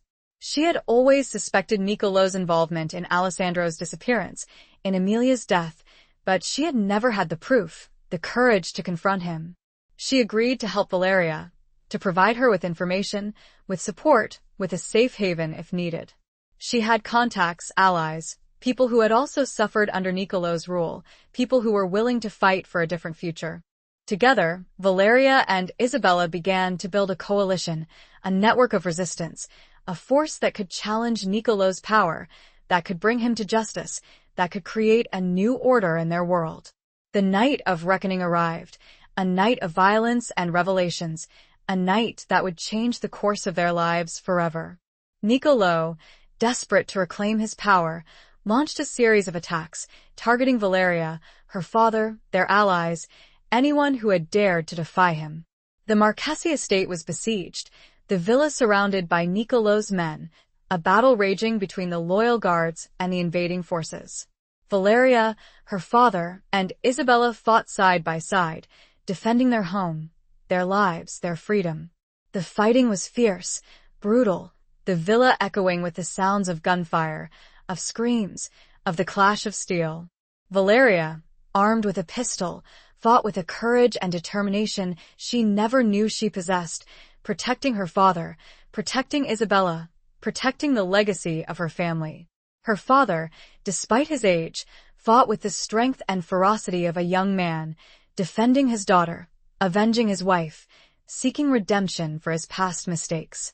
Isabella, surprisingly skilled in combat, fought with a cold, calculated precision, her movements fluid and graceful, her aim deadly. She had learned to defend herself, to survive in a world that had tried to crush her, to silence her. The battle raged throughout the night, the outcome uncertain, the casualties mounting on both sides. Valeria, wounded but undeterred, fought on, her determination fueled by her desire for justice, by her love for her family, by her unwavering belief in a better future. Then, in a moment of unexpected clarity, amidst the chaos and violence, Valeria came face to face with Niccolo. He stood before her, his face contorted with rage, his eyes filled with a mixture of hatred and desperation. "You will never win, Valeria," he snarled, his voice hoarse, his body trembling with fury. "I will destroy you. I will destroy everything you hold dear." "It's over, Niccolo," Valeria said, her voice calm and steady, her gaze unwavering. "You've lost. Your lies have been exposed. Your crimes have been revealed. You have no power left." He lunged at her, his hands reaching for her throat, his intention clear, to silence her, to end her life, to reclaim his dominance. But Valeria was ready. She sidestepped his attack, her movements swift and precise, her reflexes honed by years of training, by the constant threat of violence that had hung over her life. She raised her pistol, aiming it at Niccolo's heart, her finger tightening on the trigger. She could end it all, right there, right then. She could kill him, avenge the lives he had taken, secure her own freedom. But she hesitated. She looked into his eyes, and she saw not a monster, but a broken man, a man consumed by his own demons, a man trapped by the legacy of his family, by the expectations of his world. She lowered her pistol, her hand trembling, her heart aching with a mixture of pity and revulsion. She could not kill him. She could not become like him. She could not stoop to his level of violence, of cruelty. "It's over, Niccolo," she repeated, her voice soft, her words filled with a profound sadness. "It's time to let go. It's time to surrender." Niccolo stared at her, his eyes filled with a mixture of disbelief and relief. He had expected her to kill him, he had expected her to seek revenge, but she had shown him mercy, she had shown him compassion, she had shown him a different way. He was defeated. Not by violence, but by something far more powerful, more enduring. Truth. The fighting stopped. Niccolo's men, seeing their leader defeated, surrendered, their weapons falling to the ground, their faces filled with a mixture of fear and hope. The night of reckoning was over. The storm had passed. The darkness had begun to recede. And as the first rays of dawn illuminated the battered villa, a new era began, an era of justice, of healing, of rebuilding. The revelations had changed everything, but none more than Valeria. Chapter 14. The line between captor and savior. The days following Niccolo's surrender were a blur of activity and transition. The families, shaken by the revelations of his crimes and the near war that had erupted, moved swiftly to establish a new order, a new council, a new set of rules that would govern their world. Valeria, hailed as a hero, a liberator, was offered a seat on the council, a position of power and influence that she had never sought, but now felt obligated to accept. She would use her newfound authority to ensure that justice was served, that the mistakes of the past were not repeated, that the families moved towards a future of peace and cooperation. Niccolo was imprisoned, awaiting trial, his fate uncertain. The families were divided on what to do with him. Some demanded his execution, a swift and brutal punishment for his crimes. Others argued for leniency, for a chance at redemption, for a way to heal the wounds that had been inflicted. Valeria found herself in a strange and unexpected position. She had been Niccolo's captive, his intended bride, his enemy. But she had also seen a glimpse of his humanity, a flicker of vulnerability beneath his ruthless exterior. She had spared his life, she had shown him mercy, and now she felt a responsibility for him, a desire to understand his motivations, to help him find a path to redemption. She visited him in prison, a stark, concrete cell, a far cry from the opulent mansions he had once inhabited. He was a shadow of his former self, his power stripped away, his arrogance gone, his eyes filled with a mixture of shame and gratitude. Why? He asked, his voice hoarse, his gaze fixed on hers. Why did you spare me? I would have killed you without a second thought. Because I'm not like you, Nicolo, Valeria replied, her voice soft, her gaze unwavering. I don't believe in violence as a solution. I believe in justice, in redemption, in the possibility of change. He scoffed, a bitter laugh escaping his lips. Redemption? For someone like me? There is no redemption for the things I've done. There is always hope, Nicolo, Valeria said, her voice firm, her belief unwavering. You can choose a different path. You can atone for your sins. You can find peace. He looked at her, his eyes searching hers, as if trying to understand her motivations, to decipher the enigma that she was. He had never met anyone like her, anyone who had defied him, who had exposed him, who had spared him, and who now offered him a chance at redemption. Their conversations continued, over days, weeks, months. Valeria visited him regularly, bringing him books, news of the outside world, a connection to the life he had lost. She listened to his stories, his regrets, his confessions, his hopes for a different future. She learned about his childhood, his cold and distant father, his demanding expectations, the pressure to live up to the family legacy, the constant fear of failure, the absence of love, of affection. She began to understand the forces that had shaped him, the demons that had driven him, the choices that had led him down a path of darkness. She saw in him not a monster, but a broken man, a man in need of healing, a man capable of change. And she found herself drawn to him, not in a romantic way, but in a way that transcended the boundaries of their past, a way that blurred the lines between captor and savior, between enemy and friend. The families, observing Valeria's visits, her apparent concern for Nicolo, grew suspicious, wary of her intentions. They questioned her loyalty, her judgment, her ability to lead. They feared that she was falling under his influence, that she was being manipulated, that she was betraying them. Valeria ignored their concerns, their accusations, their threats. She knew what she was doing. She was following her heart, her conscience, her belief in the power of redemption. She was walking a dangerous path, a path that could lead to her own downfall, but she was not afraid. She was determined to help Nicolo, to guide him towards a different future, to show him that there was another way, a way of peace, of forgiveness, of love. She was blurring the lines, crossing the boundaries, risking everything, but she believed it was worth it. She was falling, not for the man he was, but for the man he could become. And in that falling, she was rising, becoming a leader, a healer, a force for change in a world that desperately needed it. The line between captor and savior had vanished. She had found, within herself, a strength that could bring even this man to redemption. But the road was long, and there were forces out there that wanted Nicolo to remain where he was. Or worse. Chapter 15. Broken Trust and Shattered Illusions. Valeria's efforts to help Nicolo, to guide him towards a path of redemption, were met with increasing resistance, not only from the families, but also from within her own circle. Her father, initially supportive of her efforts, began to doubt her judgment, to fear that she was becoming too close to Nicolo, that she was losing sight of the danger he still posed. Valeria, he said, his voice filled with concern, his eyes pleading with her to see reason. You are playing with fire. Nicolo is a dangerous man. He cannot be trusted. He will use you, manipulate you, and then he will betray you. I know the risks, father, Valeria replied, her voice firm, her determination unwavering. But I believe in him. I believe he can change. I have to try. You are blinded by your compassion, Valeria, her father said, his voice rising in frustration. You are letting your emotions cloud your judgment. You are putting yourself and our family in danger.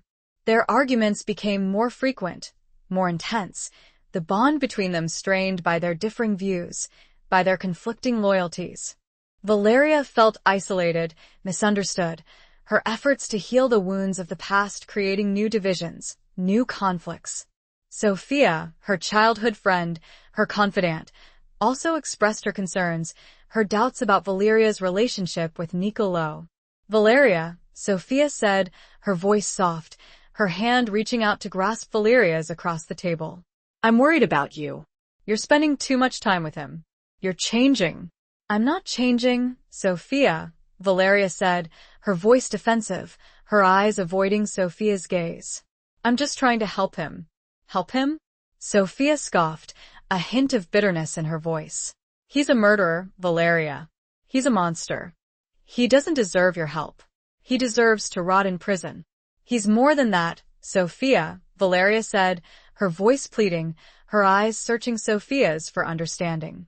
He's a complex, flawed human being. He's capable of change. I've seen it. Sophia shook her head, her expression filled with sadness and disappointment. You're deluding yourself, Valeria. You're seeing what you want to see, not what is really there. You're falling for him. Valeria denied it, vehemently, angrily, but deep down, she knew that Sophia's words held a grain of truth. She was drawn to Niccolò, not in a romantic way, but in a way that defied logic, that transcended the boundaries of their past, a way that blurred the lines between captor and savior, between enemy and something more. The families, growing increasingly suspicious of Valeria's intentions, began to plot against her, to undermine her authority, to remove her from the council.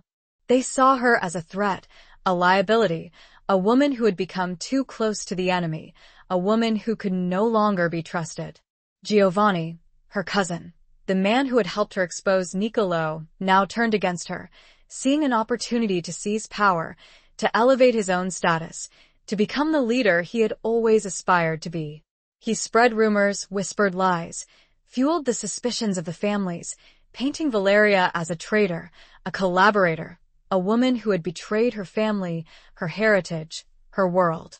Valeria found herself isolated, betrayed by those she had trusted, surrounded by enemies, her efforts to bring peace and justice ironically creating more conflict, more division, more pain. She had broken the trust of her friends, her family, her allies. She had shattered the illusions of the world she had known, the world of loyalty, of honor, of unwavering family bonds. She was alone, adrift in a sea of uncertainty, her future hanging in the balance. Niccolò, observing Valeria's struggles, her isolation, her pain, felt a pang of guilt, of remorse, of responsibility.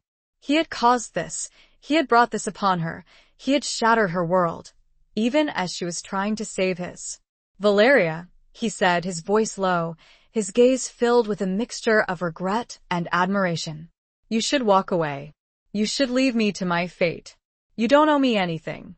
I can't, Niccolò, Valeria replied, her voice trembling, her eyes filled with tears. I made a promise. To myself. To you. I won't abandon you.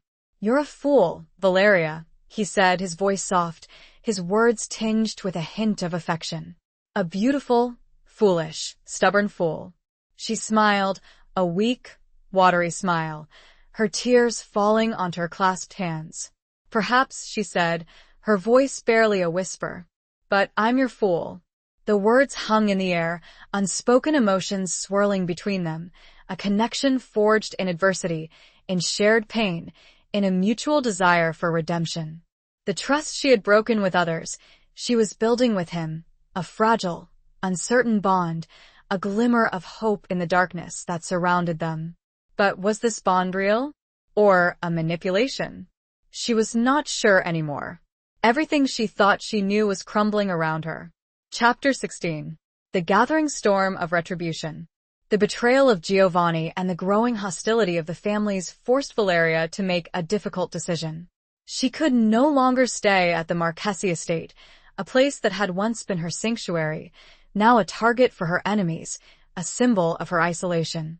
She decided to seek refuge with Isabella, Nicolo's estranged sister, the woman who had offered her support, a safe haven, a place where she could regroup, replan, and prepare for the inevitable confrontation. Isabella welcomed her with open arms, her remote villa a haven of peace and tranquility, a stark contrast to the turmoil and danger that Valeria had left behind. It was a place of art, of nature, of quiet contemplation, a place where Valeria could heal, could find her strength, could reconnect with her true self. "You are safe here, Valeria," Isabella said, her voice soft, her hand resting gently on Valeria's arm. "No one will find you here. No one will harm you." "Thank you, Isabella," Valeria said, her voice filled with gratitude, her eyes welling up with tears. "I don't know what I would have done without you." "You are family, Valeria," Isabella said, her voice firm, her gaze unwavering. "We protect our own. And you are one of us now."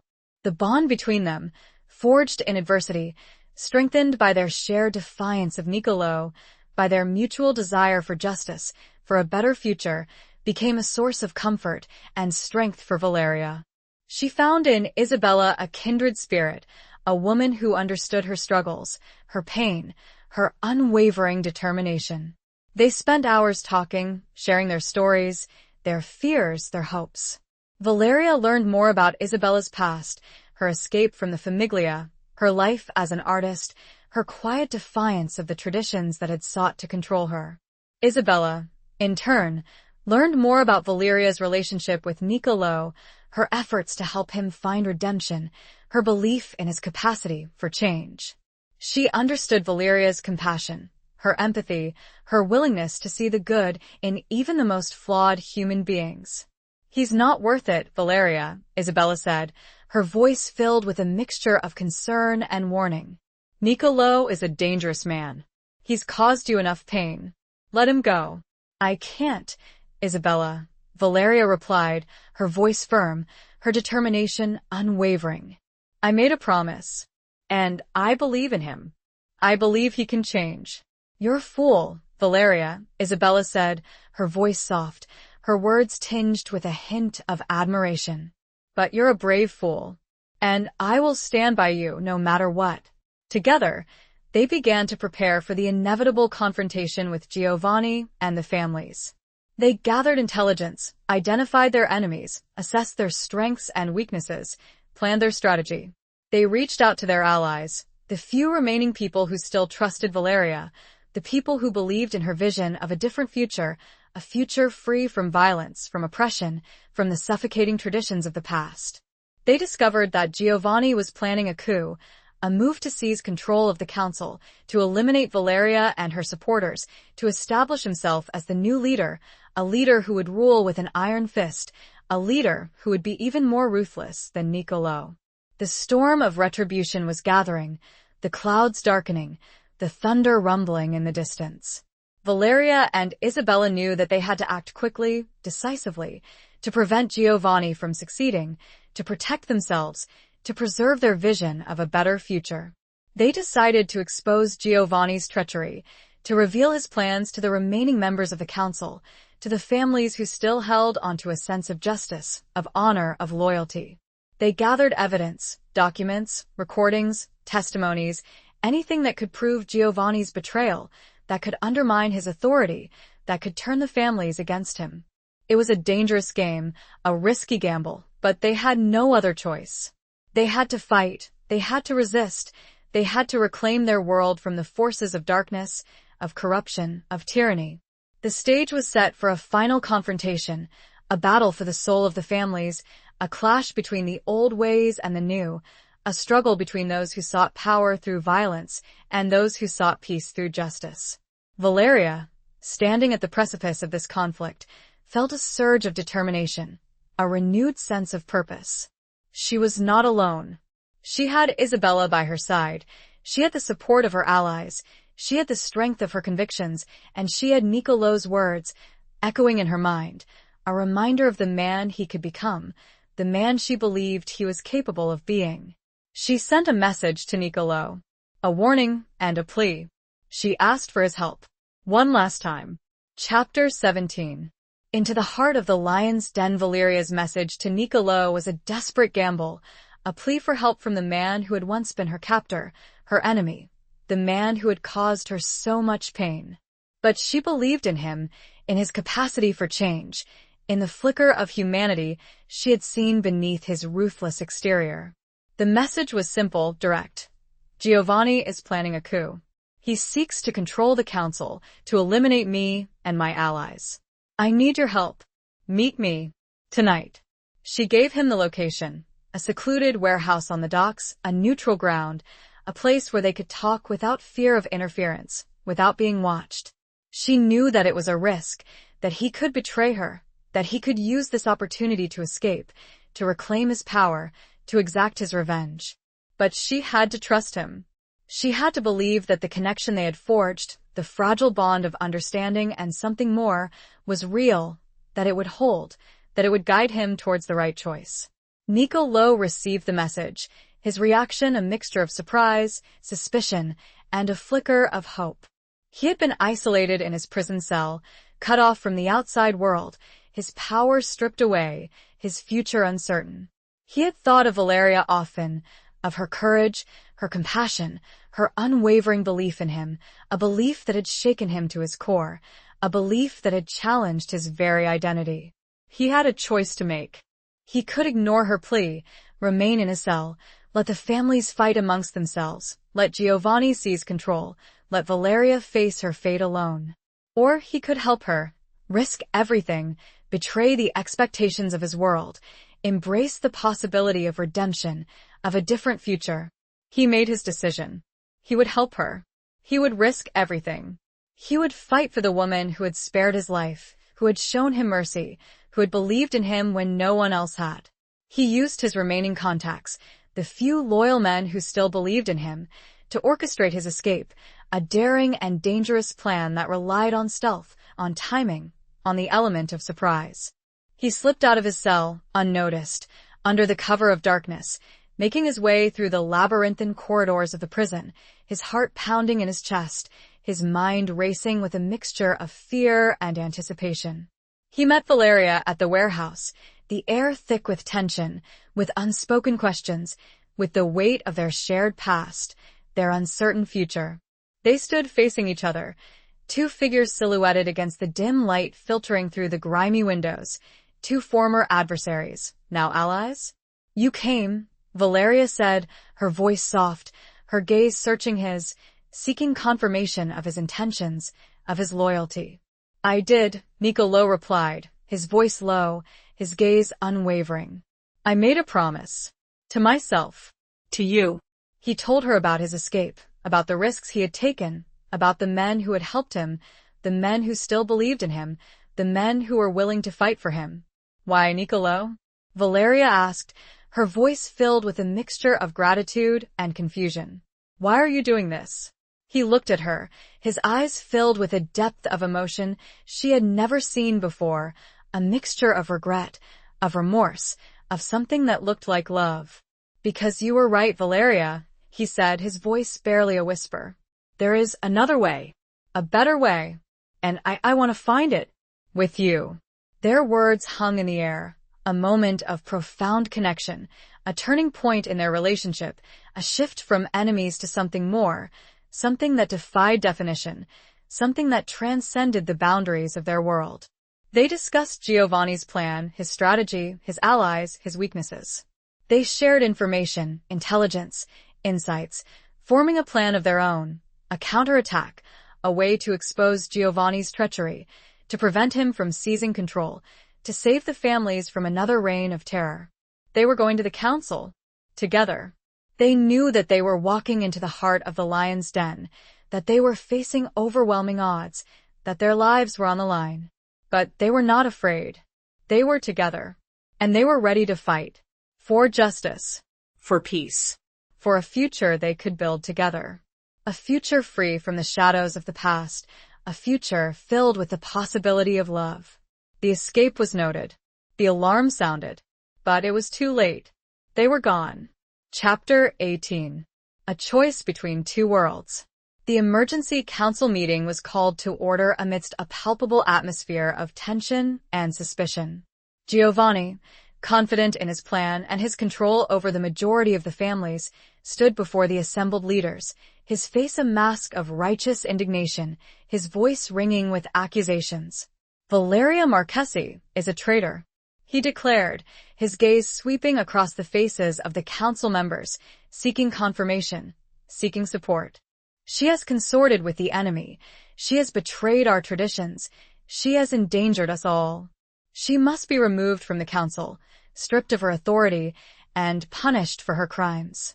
The families murmured amongst themselves, their faces a mixture of doubt and agreement, their loyalties divided, their fears fueled by Giovanni's words, by the rumors that had been circulating, by the uncertainty that had gripped their world. Valeria, seated at the far end of the table, watched Giovanni with a mixture of anger and pity. She had known him all her life. She had trusted him. She had confided in him. And now he had betrayed her. He had become her enemy.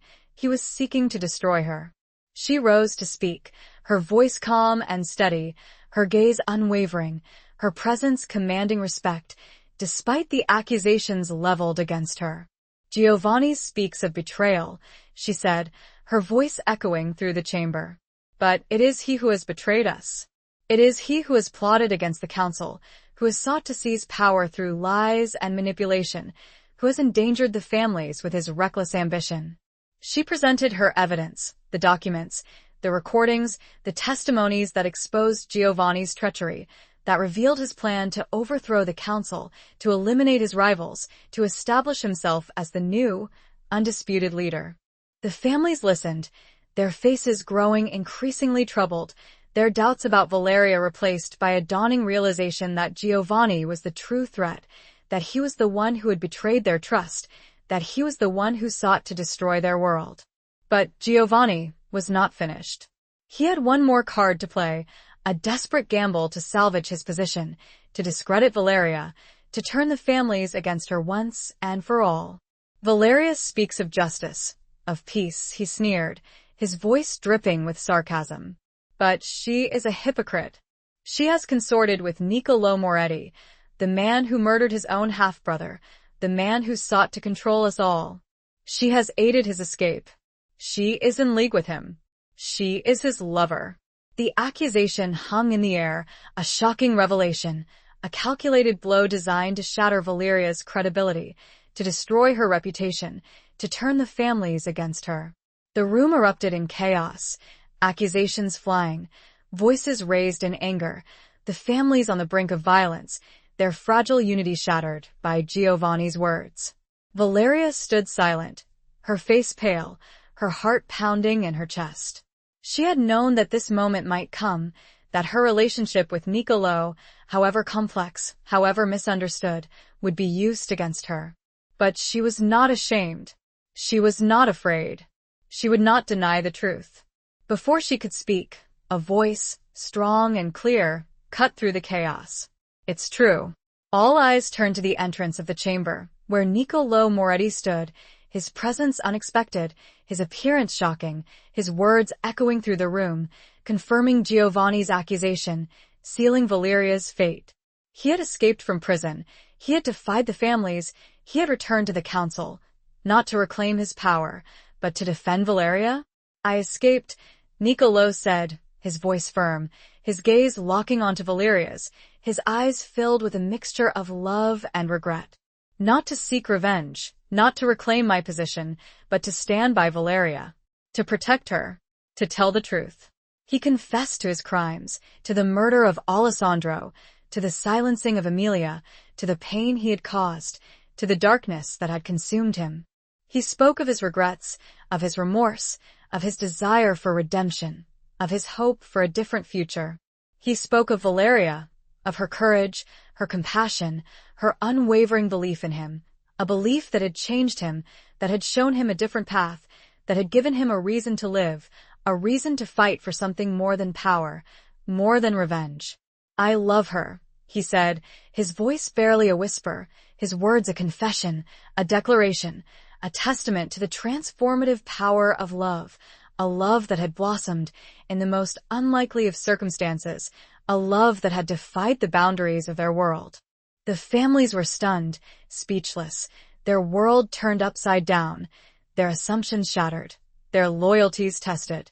They had come to judge Valeria, to condemn her, to punish her, but now they were faced with a different reality, a different truth, a different choice. Valeria looked at Niccolò, her eyes filled with tears, her heart overflowing with a mixture of gratitude, of relief, of love. He had risked everything for her. He had confessed his crimes, he had defied the families, he had declared his love, and in doing so, he had saved her. He had redeemed himself. He had shown them all a different way.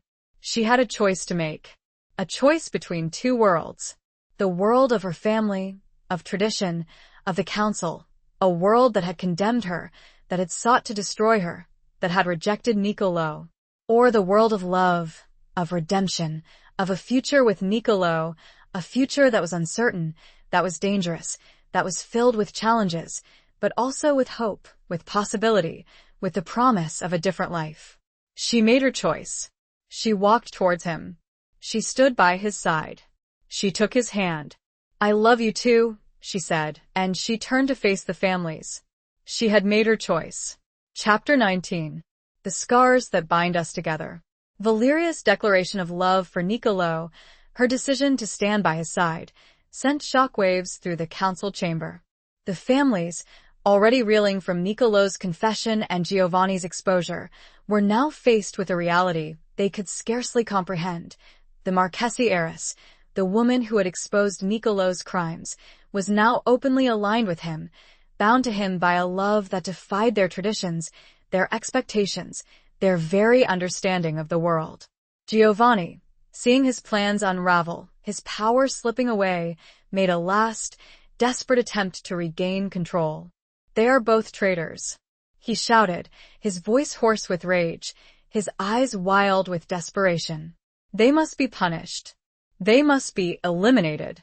But his words fell on deaf ears. The families, swayed by Niccolò's confession, by Valeria's courage, by the undeniable power of their love, were no longer willing to follow Giovanni's lead. They had seen the darkness in his heart, the treachery in his actions, the emptiness of his promises. One by one, the family leaders began to speak, their voices filled with a mixture of awe and respect. They acknowledged Niccolò's remorse, his willingness to accept responsibility for his crimes, his desire for redemption. They praised Valeria's strength, her compassion, her unwavering belief in the possibility of change. "We have been blinded by hatred, by fear, by tradition," said one of the elder leaders, his voice trembling with emotion. "We have allowed the darkness to consume us. Valeria and Niccolò have shown us a different way. A way of forgiveness, of healing, of love." The council, once divided, once on the brink of war, now began to unite, to find common ground, to seek a path towards peace and reconciliation. They agreed to establish a new order, a new set of rules, a new way of governing their world, a way that would prioritize justice, compassion, and the possibility of redemption. Giovanni was stripped of his authority, his allies abandoning him, his dreams of power shattered. He was banished from the families, exiled from their world, a broken and defeated man, a victim of his own ambition, his own treachery. Valeria and Niccolò, standing hand in hand, watched as the families made their decision, their hearts filled with a mixture of relief and hope. They had faced the storm, they had survived the betrayal, they had overcome the darkness, and now they were ready to build a new future, together. But their journey was far from over. Niccolò still had to face the consequences of his crimes. He was taken into custody, not as a prisoner, but as a man seeking justice, a man willing to accept his punishment, a man determined to atone for his past. Valeria, using her influence on the council, ensured that Niccolò received a fair trial, a trial that would take into account his confession, his remorse, his cooperation, his willingness to change. She argued for leniency, for a sentence that would allow him to redeem himself, to contribute to society, to make amends for the harm he had caused. The trial was a public spectacle, the families, the media, the entire world watching, waiting to see the fate of Niccolò Moretti, the man who had once ruled their world with an iron fist, the man who had now become a symbol of redemption, of the transformative power of love. Niccolò, standing before the court, confessed to his crimes, expressed his remorse, accepted his responsibility, and pleaded for a chance to make amends, to build a new life, a life dedicated to peace, to justice, to serving others. The court, swayed by his sincerity, by Valeria's testimony, by the overwhelming support of the families, sentenced him not to death, not to life imprisonment, but to a period of community service, a chance to give back to the community he had harmed, a chance to prove that he had truly changed. Valeria and Niccolò, reunited after the trial, embraced, their love stronger than ever, their bond unbreakable, their future uncertain, but filled with hope, with possibility, with the promise of a new beginning. They had scars, both visible and invisible, scars that would forever remind them of the pain they had endured, of the darkness they had overcome, of the love that had saved them. But these scars were not a source of shame, of regret, of weakness. They were a testament to their resilience, their courage, their unwavering belief in the power of redemption. They were scars that bound them together, scars that told a story of love, of forgiveness, of transformation, a story that would inspire generations to come, a story that would change the families, their world, forever. Their journey had just begun. Chapter 20. The final confrontation of hearts and loyalties.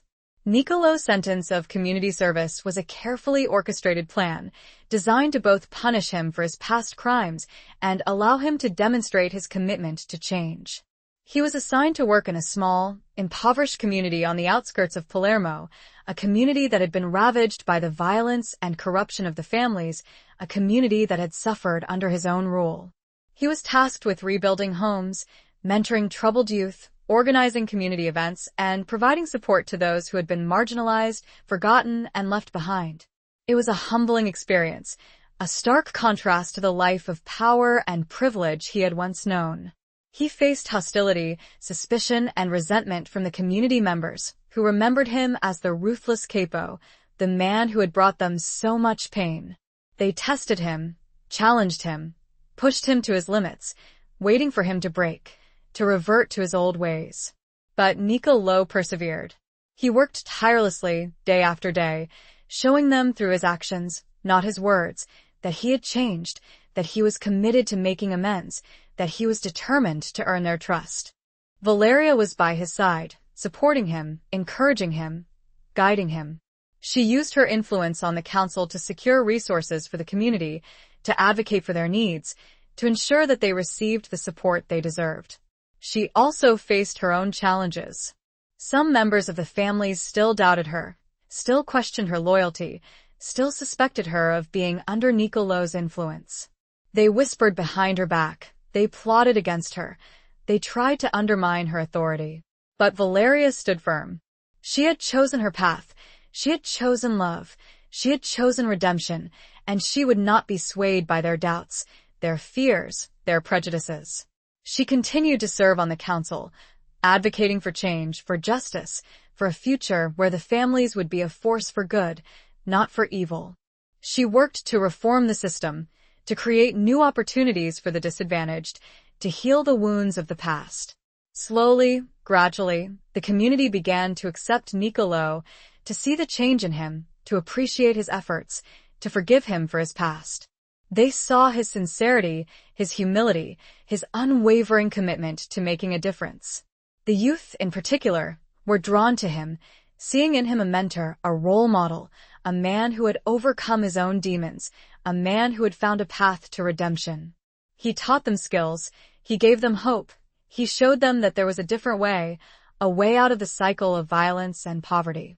The families, witnessing Niccolò's transformation, Valeria's unwavering commitment, and the positive impact they were having on the community, began to soften their stance, to reconsider their doubts, to accept the possibility of change. The final confrontation came not in a courtroom, not in a council chamber. not on a battlefield, but in the heart of the community, during a festival, a celebration of their progress, their unity, their hope for the future. Giovanni, still bitter, still resentful, still clinging to his dreams of power, made one last, desperate attempt to sabotage Niccolò's redemption, to turn the community against him, to reclaim his lost authority. He spread rumors, whispered lies, incited anger, trying to reignite the old hatreds, the old divisions, the old fears. He accused Niccolò of manipulating the community, of using them for his own gain, of pretending to be reformed while secretly plotting his return to power. The community, initially swayed by Giovanni's words, began to doubt Niccolò, to question his motives, to fear that they had been deceived. The festival, once a celebration of unity, became a scene of tension, of suspicion, of potential conflict. Niccolò, facing the renewed hostility, the shattered trust, felt a surge of despair, a fear that all his efforts had been in vain, that he would never be able to escape the shadow of his past. Valeria, seeing Niccolò's pain, seeing the community's doubts, stepped forward, her voice clear and strong, her presence commanding respect, her love for Niccolò unwavering. "You have a choice to make," she said, her gaze sweeping across the faces of the community members. "You can believe the lies of a bitter, defeated man, a man who seeks to divide you, to control you, to drag you back into the darkness. Or you can believe in the truth, in the evidence of your own eyes, in the change you have seen in Niccolò, in the hope that he has brought to your lives." She spoke of Niccolò's work, of his dedication, of his humility, of his unwavering commitment to making amends for his past. She spoke of her own love for him, of her belief in him, of her willingness to stand by him, no matter what. The community listened, their hearts touched by her words, their minds swayed by her sincerity, their eyes opened to the truth. They had seen Niccolò's transformation, they had felt his compassion, they had benefited from his efforts. They could not deny the change they had witnessed. They turned away from Giovanni, rejecting his lies, his hatred, his attempts to divide them. They embraced Niccolò, reaffirming their trust, their forgiveness, their acceptance of him as one of their own. Giovanni, defeated, isolated, his last attempt to regain power foiled, fled the community, a broken and embittered man, a victim of his own darkness, his own inability to change. Niccolò, surrounded by the community, embraced by their love, their acceptance, felt a surge of emotion, a sense of belonging, a sense of peace he had never known before. He had found redemption, not in a courtroom, not in a council chamber, but in the hearts of the people he had once harmed, in the community he had come to serve. The festival resumed, the celebration continuing, the music playing, the laughter echoing, the darkness replaced by light, the fear replaced by hope, the division replaced by unity. It was done. Valeria and Niccolò, standing hand in hand, watched the celebration, their hearts filled with gratitude, with joy, with a love that had conquered all, a love that had transformed them, a love that had changed their world. The final confrontation had been won, not with violence, not with power, but with love, with forgiveness, with the unwavering belief in the possibility of redemption. And they were finally free. Epilogue. Years passed. The scars of the past remained, a reminder of the pain, the violence, the betrayals that had shaped their lives. But they were also a testament to their resilience, their courage, their ability to overcome adversity, their unwavering belief in the power of love and redemption. Valeria and Niccolò built a life together, a life filled with purpose, with meaning, with a deep and abiding love that had defied all odds. They remained in the community, working tirelessly to improve the lives of those around them, to create a future of peace, of justice, of opportunity for all. Niccolò, fully embraced by the community, became a leader, a mentor, a role model, a symbol of hope and transformation. He used his experiences, his knowledge, his skills to guide the youth, to prevent them from falling into the same traps he had, to show them that there was a different way, a way of peace, of forgiveness, of redemption. Valeria continued to serve on the council, her influence growing, her voice respected, her wisdom sought after. She became a powerful advocate for change, for justice, for a world where the families would be a force for good, not for evil. She worked to reform the system, to create new opportunities for the disadvantaged, to heal the wounds of the past. Together, they transformed the families, guiding them towards a new era of cooperation, of understanding, of mutual respect.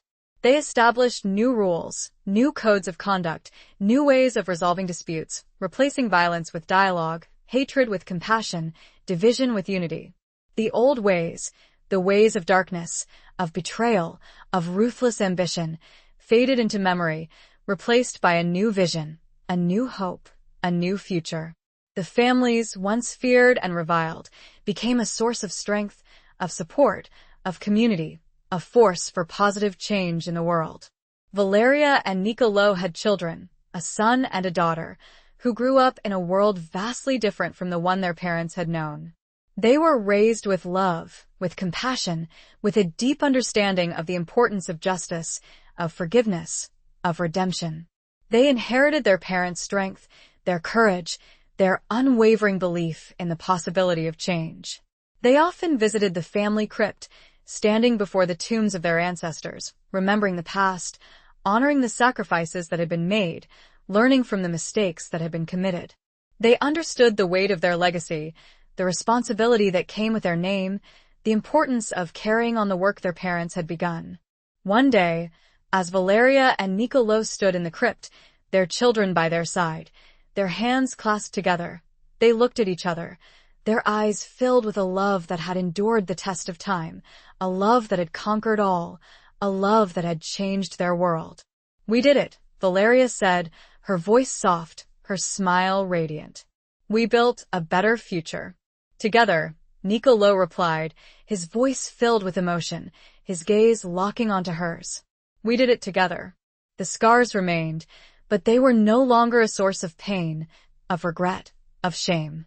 They were a symbol of their strength, their resilience, their love, a testament to the transformative power of forgiveness, of redemption, of the unwavering belief in the possibility of change. They were scars that bound them together, scars that told a story of hope, of healing, of a future built on love, a future they had created together, a future that would endure for generations to come. Their life was a testament, a legacy for those that followed, a light shining brightly to show the way. The end.